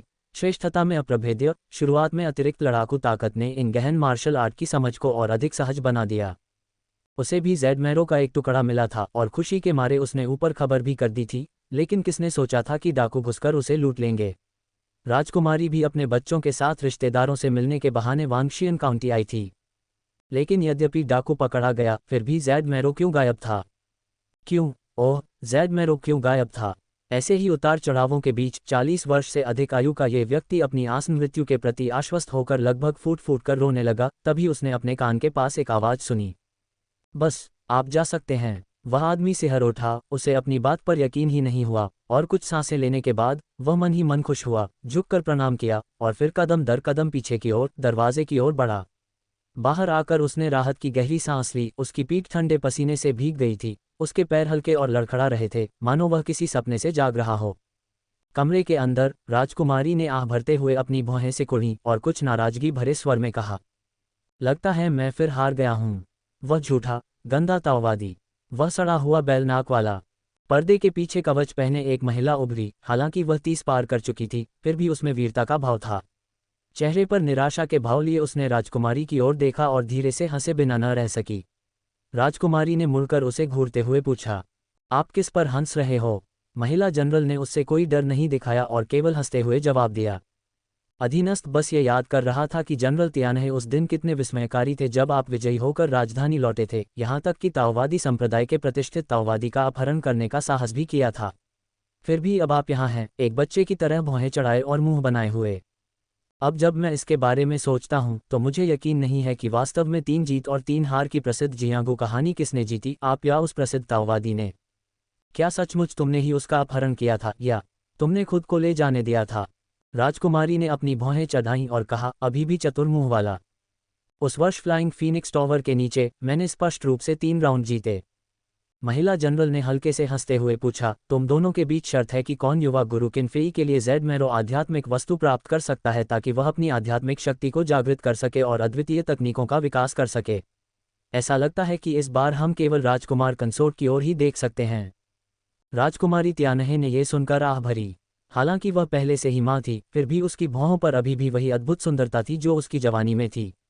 उसने बेबसी से कहा, और क्या किया जा सकता है? यह मामला पूरी तरह से नियंत्रण में था, फिर भी इसका अंत विफलता में हुआ। लेकिन अगर हमें यह नहीं भी मिला तो भी मैंने आदेश दिया है कि उस बेचारे ताओवादी को यह पता नहीं चलना चाहिए कि मैं ज़ेड मेरो के लिए तियानहे काउंटी आया था। महिला जनरल ने अपने स्वामी की ओर देखा, जो छोटी मोटी परेशानियों में फंसे हुए थे और उनमें पहले जैसी दबंगई की भावना नहीं थी, और कहा, कौन जानता है कि ज़ेड मेरो किस प्रकार की स्वर्गीय आत्मा है और इसमें किस प्रकार का आध्यात्मिक आकर्षण है। शायद ये युवा स्वामी के लिए भी उपयुक्त नहीं है। यह सचमुच संभव है। अचानक दरवाजे पर दस्तक हुई। महिला जनरल ने बोलना बंद कर दिया और हल्के से सिर हिलाकर एक तरफ छिप गईं। लकड़ी का दरवाज़ा खुला और गोरे चेहरे वाले एक युवक ने दरवाज़ा धक्का देकर खोला, झुककर प्रणाम किया और कहा, माँ, फिया, आओ, माँ को देखने दो। क्या बात है, तुम अचानक यहाँ क्यों आ गए? युवक आज्ञाकारी भाव से पास आया और बोला, कुछ ही दिनों में क्लाउड ऑब्जर्वेटरी में वर्षांत उत्सव होने वाला है और मैं एक अतिरिक्त आमंत्रण का अनुरोध करना चाहता हूँ। राजकुमारी तियानहे की मुस्कान अनुग्रहपूर्ण थी जब उन्होंने कहा, फेर जो चाहती है उसमें कोई समस्या नहीं है। क्या ये किसी खास के लिए है? युवक ने सिर हिलाया और कहा, मैं एक ऐसे युवक से मिला हूं जो बहुत दृढ़ संकल्प वाला है और जिसमें उत्कृष्ट युद्ध कौशल है। उसका नाम वांग इनफेंग है। ग्रेट लियांग गांव में। वांग इनफेंग ने धीरे से अपनी आंखें खोलीं, वह हतप्रभ सा लग रहा था। हमेशा की तरह लकड़ी की झोपड़ी की बजाय उसने उलझन में पलकें झपकाईं। अचानक उसके बगल में शराब की एक गंध फैली। वांग इनफेंग ने अपना सिर घुमाया और एक परिचित बुजुर्ग को शराब की चुस्की लेते हुए देखा और उसने अनिश्चितता से पूछा, अंकल ली? जो आवाज़ निकली वह असामान्य रूप से कर्कश थी। बुजुर्ग एक पल के लिए चौंक गया, उसकी तरफ देखा, राहत की सांस ली और फिर चिढ़कर युवक के माथे पर लौकी थपथपाते हुए बोला, तुम छोटे बदमाश, आप हर मुसीबत में कैसे फंस जाते हैं? युवक ने रुककर पूछा, क्या परेशानी है? बुजुर्ग ने उस पर शराब का एक और घूंट उड़ा दिया। उसकी झुंझलाहट से उसके दांत खुजलाने लगे और वह लौकी से युवक के माथे पर थपथपाता रहा और चिल्लाया, आध्यात्मिक वस्तुएं, आध्यात्मिक वस्तुएं। ये चीज़ें बहुत कीमती हैं, मेरे ज़माने में तो मेरे पास भी नहीं थी और अब भी आसानी से नहीं मिलती। तुम्हें ये कैसे मिल गईं? हो, और इनमें भी एक अटूट आध्यात्मिक आकर्षण है, बिल्कुल नई चीज़ों की तरह। आध्यात्मिक वस्तु, आध्यात्मिक आकर्षण। वान दिनफेंग ने अपना माथा पकड़ लिया और ज्यादा उलझन में पड़ गया। बुजुर्ग की चिड़चिड़ाहट से उसके दांत खुजलाने लगे और उसने कहा, ऐसी वस्तुएं अधिकतर 5 तत्वों से संबंधित होती हैं। सख्ती से कहें तो वे खेती में ज़्यादा उपयोगी नहीं हैं, वे सिर्फ लड़ाई को थोड़ा और अधिक भयंकर बना देते हैं। अपनी 5 उंगलियां फैलाओ और अपनी शक्ति को अपनी हथेली पर केंद्रित करो, ये देखने के लिए कि क्या कोई प्रतिक्रिया होती है। धिक्कार है, वांग, अगर तुम ऊपर से देख रहे हो तो सुनिश्चित करो कि यह लकड़ी का तत्व न हो। अगर उसकी आंतरिक शक्ति विशेषता बदल दी गई है तो वह केवल एक घुमक्कड़ डॉक्टर बन सकता है। हालांकि युवक को समझ नहीं आया, लेकिन वह जानता था कि अंकल ली उसे कभी नुकसान नहीं पहुंचाएंगे। उसने हल्के से सिर हिलाया, अपना दाहिना हाथ आगे बढ़ाया और गंभीर भाव से ध्यान केंद्रित किया। अपनी आंतरिक शक्ति को प्रवाहित करते हुए बुजुर्ग ने चिंतित मन से शराब का एक घूंट लिया। वान दिनफेंग ने गहरी सांस ली, उसकी आंतरिक शक्ति उसकी उंगलियों के बीच इकट्ठा हो रही थी। फिर भी कुछ नजर नहीं आया। उसने दांत पीसकर साफ साफ चिल्लाया और अचानक उसकी आंतरिक शक्ति केंद्रित होते ही बिजली की एक तेज चमक हुई जिसने रात के आसमान और लकड़ी की झोपड़ी को रोशन कर दिया, साथ ही अंकल की अचानक सिकुड़ती हुई पुतलियां भी। बुजुर्ग की शराब की लौकी तुरंत टूट गई। अगले ही पल वह स्तब्ध रह गया, फिर अविश्वास में पड़ गया और फिर जोर से हंस पड़ा। हे स्वर्ग का गौरव, वांग, अगर तुम स्वर्ग से देख रहे हो, आपने अपना पूरा जीवन दूसरों के खिलाफ षड्यंत्र रचने में बिताया है, लेकिन अंततः आपने कुछ अच्छा किया है। हा हा हा, गरज गरज। वान दिनफेंग ने लिबो की तरफ देखा, जो हैरान भाव से जोर जोर से हंस रहा था। जोरदार हंसी के बाद लिबो ने बिना किसी विनम्रता की परवाह किए आगे बढ़कर लड़के के काले बालों को जोर से सहलाया। उसका चेहरा अभी भी एक बेकाबू मुस्कान और खुशी से भरा हुआ था। उसने कहा, बच्चे, अपने शाओलिन वापस जाओ और अपने उन आकाओं से पूछो, मैं तुम्हें थंडर वंश की मार्शल आर्ट सिखा रहा हूं, इस बारे में तुम क्या सोचते हो? हालांकि वह उस पल बहुत खुश था, फिर भी वह दिल से जियांगू का ही आदमी था और प्रशिक्षुता के मामले को बहुत गंभीरता से लेता था। कुछ देर रुकने के बाद उसने कहा, हालांकि मैं तुम्हारा करीबी हूं, लेकिन तुम्हारे गुरुओं ने ही तुम्हारे लिए मार्शल आर्ट के द्वार खोले हैं। अगर मैं तुम्हें कोई मार्शल आर्ट सिखाना चाहता हूं तो मुझे सार्वजनिक और निजी तौर पर सम्मान के लिए तुम्हारे गुरुओं की इच्छा अवश्य पूछनी होगी। जाओ लड़के, मुझे कल तक जवाब चाहिए। वान दिनफेंग ने सहमति में सिर हिलाया, ये देखकर कि हालांकि बाहर अंधेरा हो रहा था, फिर भी रात नहीं हुई थी। उसने थोड़ी देर आराम किया, फिर उठकर विदा ली और वापस चल पड़ा। अपने संप्रदाय की वर्जनाओं को जानते हुए लिबो ने उसे रुकने पर जोर नहीं दिया और वान दिनफेंग के जाने के बाद वह बस हंसता रहा, अपनी कीमती शराब निकाली और कई घंटों तक अकेले पूर्व दिशा में शराब पीता रहा। युवक अपने कमरे में लौट आया और बिस्तर पर पालथी मारकर बैठ गया। उसके मन में अनगिनत सवाल उमड़ रहे थे। दाहिना हाथ उठाकर वह बुद्ध की मालाओं की मदद से शाओलिन मंदिर लौट आया। जैसे ही वह एकांत शिखर पर पहुंचा, सी युआन और वू चांगकिंग की निगाहें उस पर पड़ गईं। जैसे ही वान दिनफेंग बेहोश हुआ, लिबो तुरंत प्रकट हो गया। इस दायरे को उजागर होने से बचाने के लिए वे आगे कुछ नहीं देख पाए और केवल इतना ही जान पाए कि वान दिनफेंग बेहोश हो गया था। उसके बाद क्या हुआ, इसका उन्हें कोई अंदाजा नहीं था। अब वान दिनफेंग को शाओलिन मंदिर में प्रवेश करते देख उनके बेचैन दिल आखिरकार शांत हो गए। वू चांगकिंग ने गहरी सांस छोड़ी और एक लकड़ी की कुर्सी पर गिर पड़ा तथा ठंडी चाय को बड़े घूंटों में अपने मुंह में डाल लिया। सी युआन ने एक कदम आगे बढ़ाया और पल भर में वान दिनफेंग के पास पहुंच गया। उसका चौड़ा दाहिना हाथ उठा और युवक के कंधे पर दबा और एक मोटी और कोमल आंतरिक शक्ति वान दिनफेंग के शरीर में उमड़ पड़ी, उसके अंगों और हड्डियों में घूमकर किसी छिपी हुई चोट की जांच करने लगी। जब उसे कोई छिपी हुई चोट नहीं मिली तो सी युआन के चेहरे पर थोड़ी राहत आई, लेकिन अगले ही पल उसका चेहरा थोड़ा सा जम गया और उसकी भौहों पर अविश्वास के भाव उभर आए। यह क्या है? वान दिनफेंग के कंधे से अचानक बिजली की एक चिंगारी निकली, मानो कोई अजगर सी युआन की हथेली पर टूट पड़ा हो। हालांकि इसका कोई असर नहीं हुआ, लेकिन वू चांगकिंग धड़ाम से उछल पड़ा और एक और ठंडी नज़र भी तेजी से उस युवक पर पड़ी। विद्वान यंग, जो हमेशा उदासीन दिखाई देते थे और पहाड़ के नीचे बादलों को देख रहे थे, अचानक आगे बढ़े और पलक झपकते ही वान दिनफेंग के पीछे प्रकट हो गए और अपना हाथ युवक के बाएं कंधे पर रख दिया। जैसी कि उम्मीद थी, बिजली की एक और हल्की चिंगारी चमकी और उनकी हथेली पर लगी। विद्वान की पुतलियां सिकुड़ गईं और उन्होंने अपना हाथ वापस खींचकर पूछा, आपका थंडर कहाँ से आया?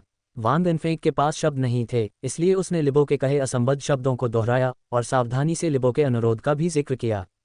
विद्वान और सी युआन ने एक दूसरे की ओर देखा, फिर हल्का सा सिर हिलाया और फिर कहा, जब आप चले जाएंगे तो हम आपको जवाब देंगे। अब जाओ, अभ्यास करो।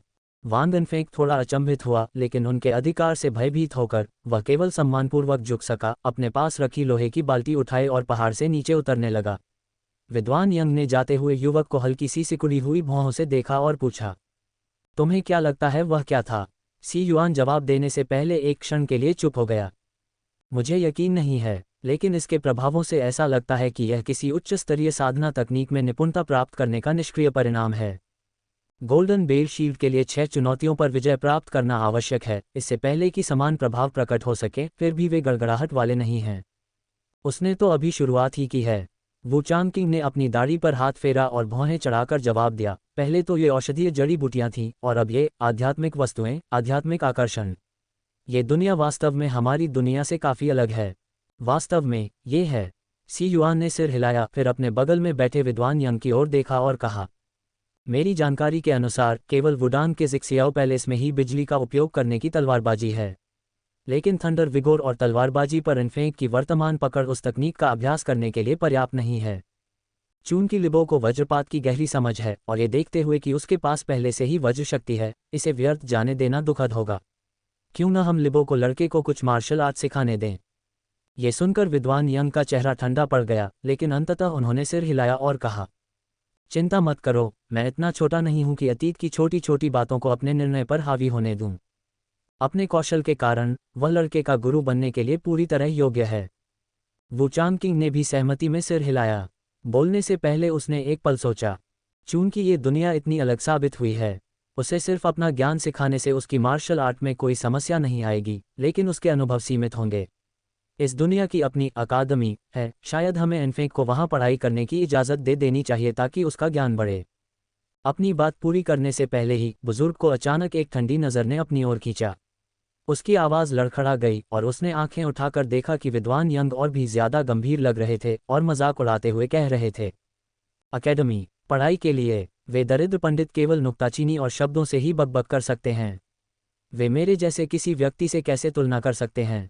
ये शब्द सुनते ही वू चांगकिंग पहले तो चौंक गया, थोड़ा सा बुरा भी लगा, लेकिन बाकी बातें सुनकर वह जोर से हंसे बिना नहीं रह सका।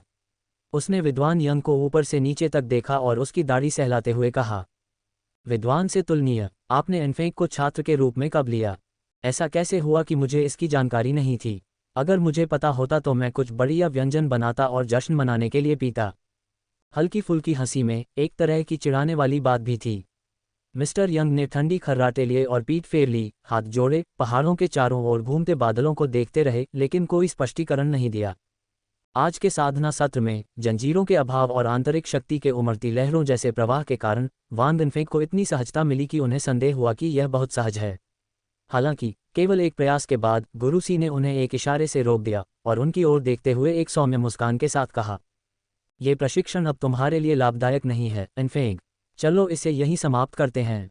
यहाँ आओ और मुझे अपनी साधना के परिणाम देखने दो, गुरु ने आमंत्रित किया। ये सुनकर वान देनफेंग के दिल में अनायास ही राहत की लहर दौड़ गई। उसने सिर हिलाकर अपने कंधों पर रखा भारी बोझ नीचे रख दिया और मास्टर सी के पीछे चल पड़ा। गुरु और शिष्य एक मार्शल आर्ट प्रशिक्षण मैदान में पहुंचे, जहां गुरु सी बीच में खड़े थे, एक हाथ छाती के सामने उठाए, उनके भाव शांत थे। उन्होंने युवक की ओर हल्का सा सिर हिलाया और कहा, मुझ पर हमला करो इनफेंग। वान देनफेंग ने गहरी सांस ली, सम्मान में झुककर प्रणाम किया और उसकी अभिव्यक्ति गंभीर हो गई। अपनी आंतरिक शक्ति को जगाते हुए वह एक खूंखार बाघ की तरह उछल पड़ा। उसकी गति मास्टर सी के साथ पिछली बार की तुलना में अतुलनीय थी और एक पल में उसने एक मुक्का मारकर दूरी कम कर दी। लेकिन संपर्क के क्षण में उसने अचानक अपनी चाल बदल दी और किसी भी संभावित प्रहार से बचने के लिए रिवर्स एल्बो ब्रेक का इस्तेमाल करते हुए सीधे मास्टर सी की कमर पर निशाना साधा। चालों के सहज परिवर्तन के दौरान उसके इरादे का कोई संकेत नहीं था। मास्टर सी ने प्रसन्न होकर हल्का सा सिर हिलाया और इस चाल की सराहना करते हुए कहा, बुरा नहीं। वह पीछे हटे और अपनी आस्तीन के जोर से उन्होंने वान देनफेंग के आने वाले घुसे को आसानी से विफल कर दिया और उस युवक ने उसी गति का इस्तेमाल करके एक और जोरदार हमला किया। कुछ ही समय में गुरु और शिष्य ने 1 दर्जन चालें बदल लीं। वान दिनफेंग के हाथों में शाओलिन चांगक्वान के सरल 32 आसन मानो एक रूपांतरण से गुजर रहे थे।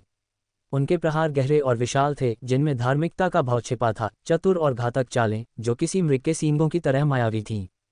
इसे अपरंपरागत और धार्मिकता का सामंजस्यपूर्ण मिश्रण कहा जा सकता है, जो अंतहीन चक्र है। मास्टर सी की आंखों में खुशी देखते ही बनती थी, और जब वान दिनफेंग के इवन हॉट पाम से बिजली की एक हल्की सी कौंध निकली तो मास्टर सी जोर से हंस पड़े। अपनी आस्तीन के एक झटके से उन्होंने युवक के हमले को झटक दिया, और पीछे की ओर लुढ़कते बादल की तरह उन्होंने तेजी से अपनी हथेली वान दिनफेंग के कंधे पर रख दी। प्रचंड क्यूई की एक धारा उसके शरीर में प्रवेश कर गई, जिसने उसके अंगों और हड्डियों में समाये आंतरिक शक्ति को झकझोर दिया। वह स्वतः ही कांप उठी और डैंटियन में प्रवाहित हो गई। पहले की शांत और दृढ़ बौद्ध आंतरिक शक्ति अचानक बाहर की ओर फैल गई, उसके अंगों और शरीर में आंतरिक शक्ति के साथ मिल गई, जैसे एक उग्र लहर ने वान दिनफेंग के पूरे अस्तित्व को बहा दिया और सभी बाहरी शक्तियों को दूर कर दिया। प्रशिक्षण स्थल पर घंटी की स्पष्ट ध्वनि गूंज रही थी। युवक के शरीर के ऊपर एक स्वर्ण घंटी की अलौकिक छवि चमक उठी और फिर गायब हो गई। उसके लाल सुनहरे ग्रंथ घूम रहे थे, जो वज्र बुद्ध के सिद्धांतों की व्याख्या कर रहे थे। मास्टर सी ने ताली बजाए और दिल खोलकर हंसे। उनके आमतौर पर शांत स्वभाव में उत्साह और प्रसन्नता का एक दुर्लभ प्रदर्शन था। जैसा कि उन्होंने कहा, वास्तव में हमारे बौद्ध मार्ग का शुद्ध क्रिस्टल आधार शाओलिन गोल्डन बेल शील्ड। वान दिनफेंग ने थोड़ा आश्चर्यचकित होकर पूछा, गोल्डन बेल शील्ड? भिक्षु ने मुस्कुराते हुए सिर हिलाया और युवक के सिर पर हाथ रखते हुए समझाया, हाँ, गोल्डन बेल शील्ड शाओलिन के दिव्य कौशलों में से एक।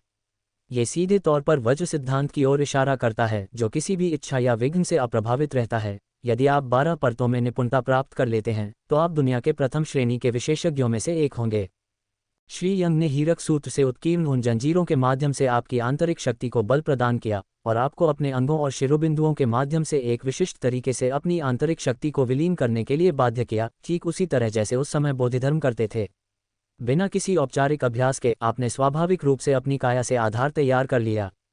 आओ, पालती मारकर बैठ जाओ। अब मैं तुम्हें स्वर्ण घंटी ढाल की पहली परत की आवश्यक बातें सिखाऊंगा, गुरु ने निर्देश दिया।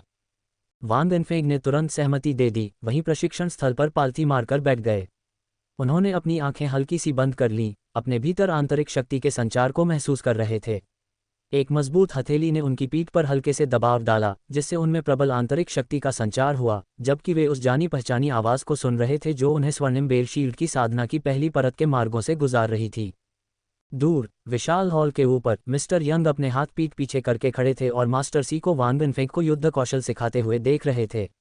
उनके बगल में वू चांगकिंग अपनी दाढ़ी सहला रहे थे। उनकी आवाज में थोड़ी उलझन थी और उन्होंने पूछा, अजीब बात है, सचमुच अजीब।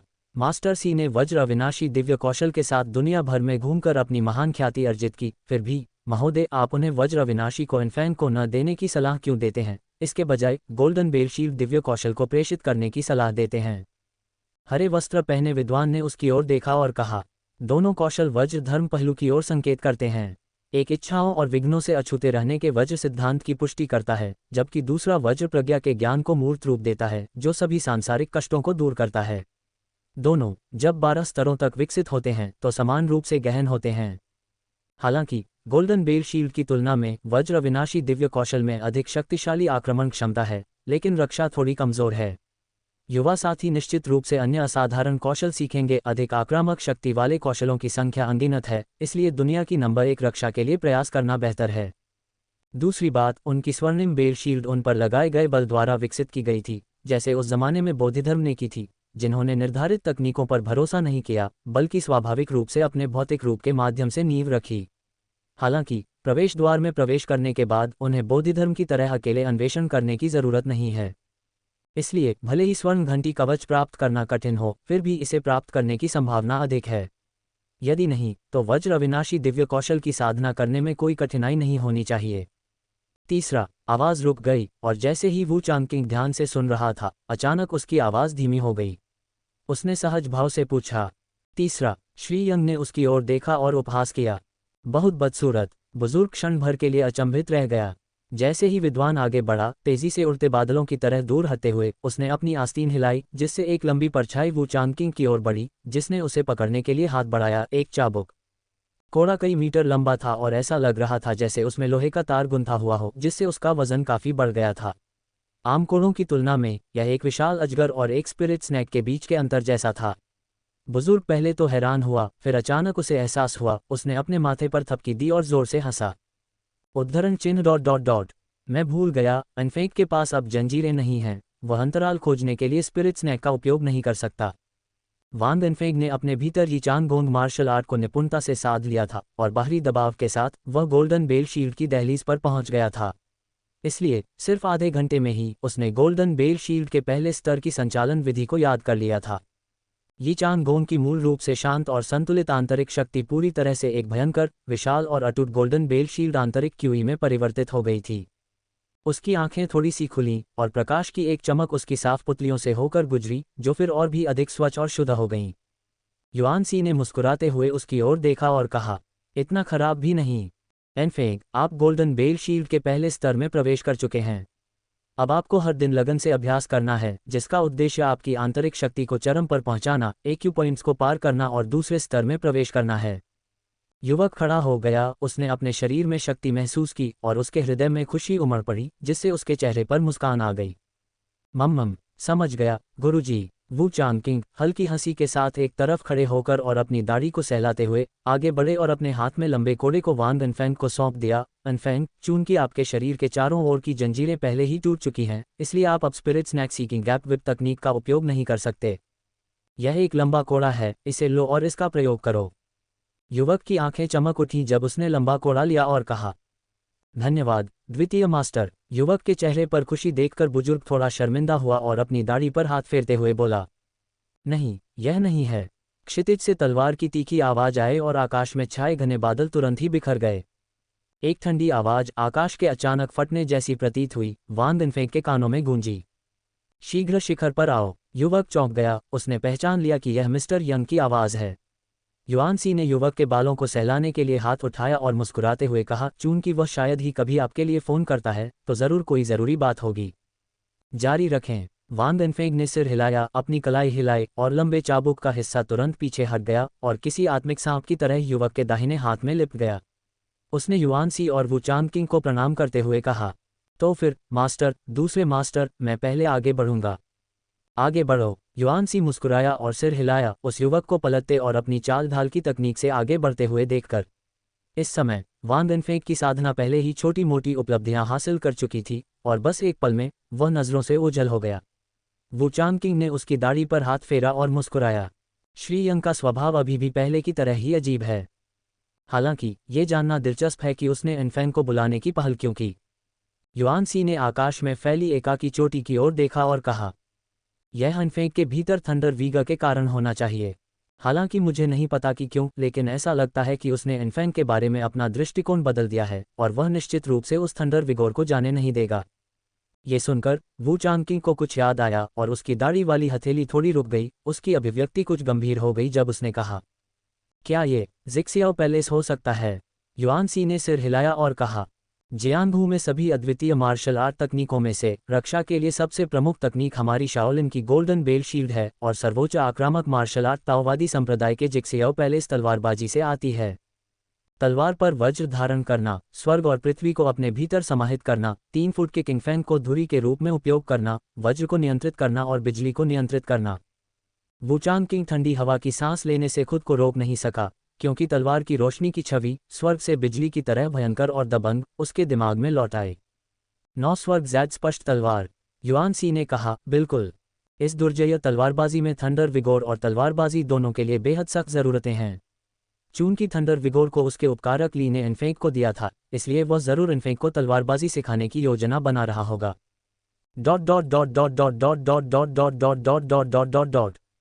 चूंकि श्री यंग ने शिखर का उल्लेख किया था, इसलिए वान अनफेंग को स्वाभाविक रूप से उस एकांत शिखर की याद आई जहां वे अक्सर जाते थे। जोरदार कदम तकनीक के साथ एक कदम कई मीटर तक पहुंच सकता था। कुछ ही पलों में वह उस अकेली चोटी के शिखर पर पहुंच गया और देखते ही देखते उसने हरे कपड़े पहने उस आदमी को देखा जो अपने हाथ पीछे करके नीचे लहराते बादलों को निहार रहा था। अनजाने में अपने कदमों और सांसों को धीमा करते हुए वान अनफेंग विद्वान से 3 कदम पीछे पहुंचे और मुट्ठी से सलामी देते हुए कहा, मैंने विद्वान को देखा है। श्री यंग ने बिना मुड़े बादलों की ओर देखते हुए थोड़ा सा सिर हिलाया और उदासीनता से कहा, मैंने आपका पिछला अनुरोध स्वीकार कर लिया है। आप अपने उपकारकर्ता ली से मार्शल आर्ट सीख सकते हैं, लेकिन साथ ही मूल रूप से दंड के लिए निर्धारित समय के लिए आप मेरे साथ तलवारबाजी सीखेंगे। तलवारबाजी। युवक क्षण भर के लिए अचंभित रह गया और विद्वान की दाहिनी आस्तीन फड़फड़ा गई, जिससे उसके बगल में एक लकड़ी की तलवार दिखाई दी। म्यान में बंद तलवार आसमान में उड़ गई और फिर सीधे वान दिनफेंग के सामने गिर पड़ी। हालांकि वह लकड़ी की तलवार थी, लेकिन उसके अंदर एक तीक्ष्णता छिपी थी जो लगातार कांप रही थी। जैसे ही लकड़ी की तलवार जमीन पर गिरी, हवा की एक लहर उठी जो चारों दिशाओं में फैल गई और युवक के कपड़े हिलने लगे। इसे बाहर खींचो, ठंडी आवाज उसके कानों में गूंजी और वान दिनफेंग ने सिर हिलाया। उसने हाथ बढ़ाकर मूठ पकड़ी और धीरे से तलवार खींच ली। म्यान में रखी तलवार अष्टकोणीय थी, साधारण तलवारों से कम अलौकिक, लेकिन ज्यादा गरिमा और सार से भरपूर, मानो कन्फ्यूशियस संप्रदाय का कोई कन्फ्यूशियस विद्वान राज्यों के बीच सीधा और प्रभावशाली ढंग से घूम रहा हो। ब्लेड फैलने से पहले 2 बार मुड़ता था। म्यान में रखने पर यह साधारण दिखता था, लेकिन म्यान से निकालने पर इसकी तीक्ष्णता देखी जा सकती थी। वान दिनफेंग को ये पहली नज़र में ही पसंद आ गया और उन्होंने विद्वान को, जो उनकी ओर पीट करके खड़े थे, प्रणाम किया और कहा, तलवार के लिए धन्यवाद विद्वान। विद्वान ने अपने पास पड़े हरे पत्थर की ओर इशारा करते हुए सिर हिलाया और कहा, यहाँ आओ। वान दिनफेंग ने सिर हिलाया, तलवार लेकर आगे बढ़ा और उसके बगल में बैठे विद्वान ने उसकी ओर नहीं देखा, बल्कि बादलों को उदासीनता से देखता रहा और कहा, क्या आप तलवार जानते हैं? वान दिनफेंग ने सावधानीपूर्वक उत्तर दिया, मैं नहीं। विद्वान ने व्यंग्यात्मक हंसी हंसते हुए कहा, जैसा कि अपेक्षित था, अभी भी नीरस है। यहाँ खड़े रहो और दूर बादलों में हो रहे परिवर्तनों को देखो, फिर मुझे रिपोर्ट करो। और अब से तुम्हें इस लकड़ी की तलवार को कभी भी अलग नहीं करना चाहिए। अपनी दैनिक साधना के दौरान तलवार को अपने घुटनों पर रखना। जब तुम बाहर जाओ तो इसे अपनी पीठ पर रखो और जब तुम सोओ तो इसे अपनी बाहों में थामे रहो। वान दिनफेंग ने सहमति में सिर हिलाया और फिर श्रीयंग के निर्देशों का पालन करते हुए हरे पत्थर पर बैठकर दूर बादलों में हो रहे बदलावों को देखने लगा। हालांकि बादल अशांत और दूर थे, वह उन्हें स्पष्ट रूप से कैसे देख पाता। एक दिन बीतने के बाद उसकी आंखें दुखने लगीं। विद्वान ने उसकी ओर देखा, उपहास किया और कहा, तुम्हें बोलने की जरूरत नहीं है, तुम्हारा रूप सब कुछ कह देता है, तुमने कुछ भी नहीं सीखा है। विद्वान की आस्तीन पत्थर की मेज पर लगी और 3 चीनी मिट्टी की बोतलें प्रकट हुईं, जिन पर लिखा था, वापस जाने के बाद दोनों आंखों के ऊपर एक्यू पॉइंट पर दवा लगाएं। कल जारी रखें। उद्धरण चिन्ह ... हाँ, आज वान दिनफेंग एक बार ग्रेट लियांग गांव लौटे और फिर भूली हुई हर्बल सामग्री को शाओलिन मंदिर में वापस ले आए और घर जाने से पहले उन्हें वू चांगकिंग को सौंप दिया। बिस्तर पर लेटे लेटे उसकी आंखें सूजी हुई और दर्द से भर गईं। मरहम लगाने के बाद ठंडक और जलन का एहसास उसे बारी बारी से सताने लगा। वह बिस्तर पर काफी देर तक करवटें बदलता रहा और आखिरकार गहरी नींद में सो गया। अगले दिन उसकी आंखें सूजी हुई और लाल थीं, जिससे ली बो काफी डर गया था। अगले कुछ दिनों में वान दिनफेंग का काफी समय दूर धुंध में घूरने में बीता। उसकी आंखों की जलन कम नहीं हुई। कभी कभी मिस्टर यंग उसे अपनी आंतरिक शक्ति का इस्तेमाल करके अपनी आंखों की शक्ति को कुछ हद तक सुरक्षित रखने का तरीका बताते। कई दिनों के बाद असहनीय जलन तेज हो गई और अपनी बाधाओं से मुक्त होने के बाद वह कॉपरमैन लेन में कई विरोधियों से पहले ही पराजित हो चुका था। फिर भी श्री यंग ने अभी भी उसे अपनी तलवारबाजी नहीं सिखाई। दूसरी ओर लीबो अपने कमरे में ही बंद हो गए थे और कई दिनों से दिखाई नहीं दिए थे। धीरे धीरे समय बीतता गया। अधिक शीत शीतलता का चरम है जो कम शीत के बाद प्रकट होता है, इसलिए इसे अधिक शीत कहा जाता है। ये शीत ऊर्जा का चरम विपरीत रूप है, इसलिए इसे अधिक शीत कहा जाता है। साल का आखिरी मौसम आ ही गया था। हालांकि इसे ग्रेटर कोल्ड कहा जाता है, लेकिन तापमान असल में गर्म होना शुरू हो गया था, लेकिन कम ठंड के दिनों जितना कड़ाके की ठंड नहीं थी। त्योहार आने में बस 10 दिन बाकी थे और त्योहार का माहौल ग्रेट लियांग गांव के छोटे से इलाके में फैल चुका था और लोगों के चेहरों पर मुस्कान बढ़ती जा रही थी। वान दिनफेंग की आंखों में जलन बढ़ती जा रही थी। यह इतना असुविधाजनक था कि वह दिन में बाहर जाने का बिल्कुल भी इच्छुक नहीं था, केवल अंधेरा ही उसकी आंखों को थोड़ी राहत दे रहा था। और भीषण ठंड की इस दोपहर में कई स्वस्थ घोड़े सीधे ग्रेट लियांग गांव में घुस आए। उनका नेतृत्व सफ़ेद कमीज पहने नाजुक चेहरे वाला एक युवक कर रहा था। गांव में प्रवेश करने के बाद वह सीधा वान दिनफेंग के घर की ओर चल पड़ा, मानो उसे रास्ता अच्छी तरह पता हो, और दरवाजे पर पहरा देने के लिए 2 सेवक छोड़ गया। किनफेई अपने घोड़े से उतरा, अपने कपड़े ठीक किए और जोर से पुकारा। किनफेई अचानक आ गए। क्या भाई वान घर पर हैं? कुछ क्षणों की खामोशी के बाद अंदर से एक थकी हुई युवा आवाज आई। मैं भाई किन हूँ, कृपया प्रतीक्षा करें।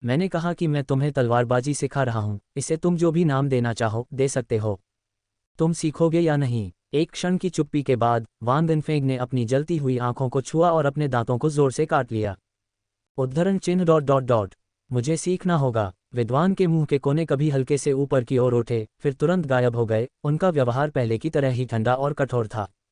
ग्रैंड ड्यूक का हुक चारा रहित है, वह केवल उन लोगों को अपने जाल में आने देना चाहता है जो उसके जाल में आने को तैयार हैं। महानकिन में विशाल क्षेत्र शामिल थे, जो लगभग पूरी दुनिया कहलाने के लिए पर्याप्त थे। अलग अलग क्षेत्रों के अपने अनोखे रीति रिवाज और जीवन शैली थी। साल के अंत का उत्सव सिर्फ वांगजियान काउंटी में ही मनाया जाता था, हर महीने की दूसरी और 16वीं तारीख को, जिसे दांतदान कहते हैं, और अंतिम समारोह 16 दिसंबर को पूंछदान कहलाता है, जहां कस्बों में भव्य समारोह आयोजित किए जाते थे। इसके बाद व्यवसाय बंद हो गए क्योंकि श्रमिकों को वेतन मिल गया और वे नए साल का जश्न मनाने के लिए घर लौट गए।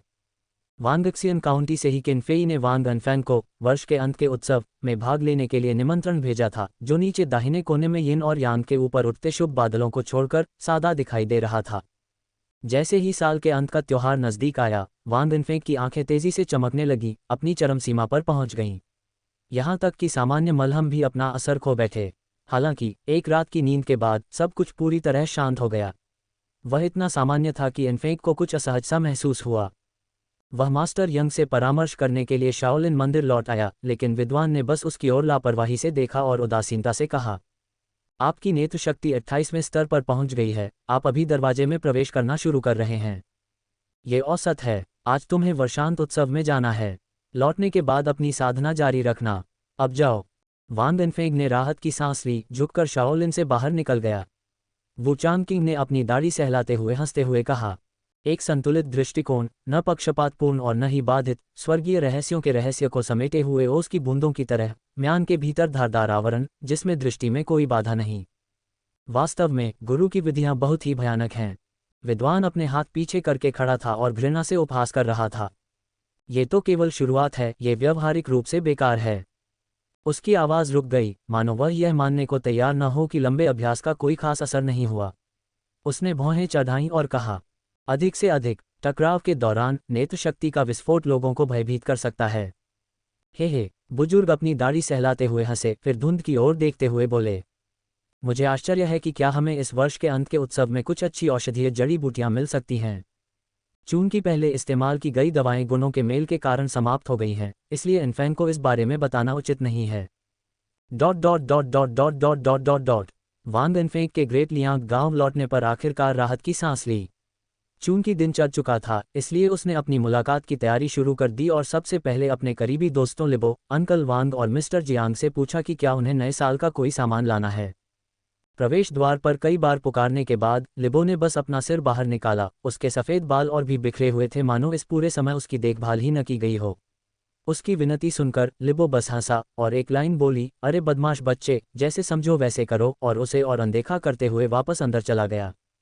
असहाय महसूस करते हुए वांग दिनफेंग जाने के लिए तैयार थे, तभी उनकी नज़र अचानक खिड़की पर जा टिकी। खिड़की, जिस पर उसने प्लास्टर किया था, बारिश के पानी से होने वाले नुकसान से बचने के लिए बहुत सारी लुगदी से मजबूती से बनाई गई थी। फिर भी अब उसे मेज़ पर झुका हुआ एक साया धुंधला धुंध दिखाई दे रहा था, मानो वह बेतहाशा लिख रहा हो, कभी कभी रुककर बेतहाशा इशारे कर रहा हो, बिल्कुल किसी चंचल बच्चे की तरह। युवक ने बड़ी मुश्किल से अपनी हंसी रोकी, फिर अपना हाथ उठाकर अपनी आंखों को छुआ और मास्टर यंग के अथाह स्वभाव को और अधिक गहराई से महसूस किया। इसके बाद वह सराय मालिक वांग के घर गए, जहां सराय मालिक ने उन्हें बस मौज मस्ती करने के लिए प्रोत्साहित किया। हालांकि जब श्री जियांग शोई को पता चला कि वह वर्ष के अंत के उत्सव में शामिल होने वाले हैं, तो पहले तो वह थोड़ा रुके, फिर तुरंत उन्हें अंदर बुला लिया। विद्वान ने निमंत्रण को सहलाया, निचले दाएं कोने में शुभ बादल डिजाइन पर कुछ सेकंड के लिए रुका, फिर अपने सामने खड़े युवक की ओर देखा।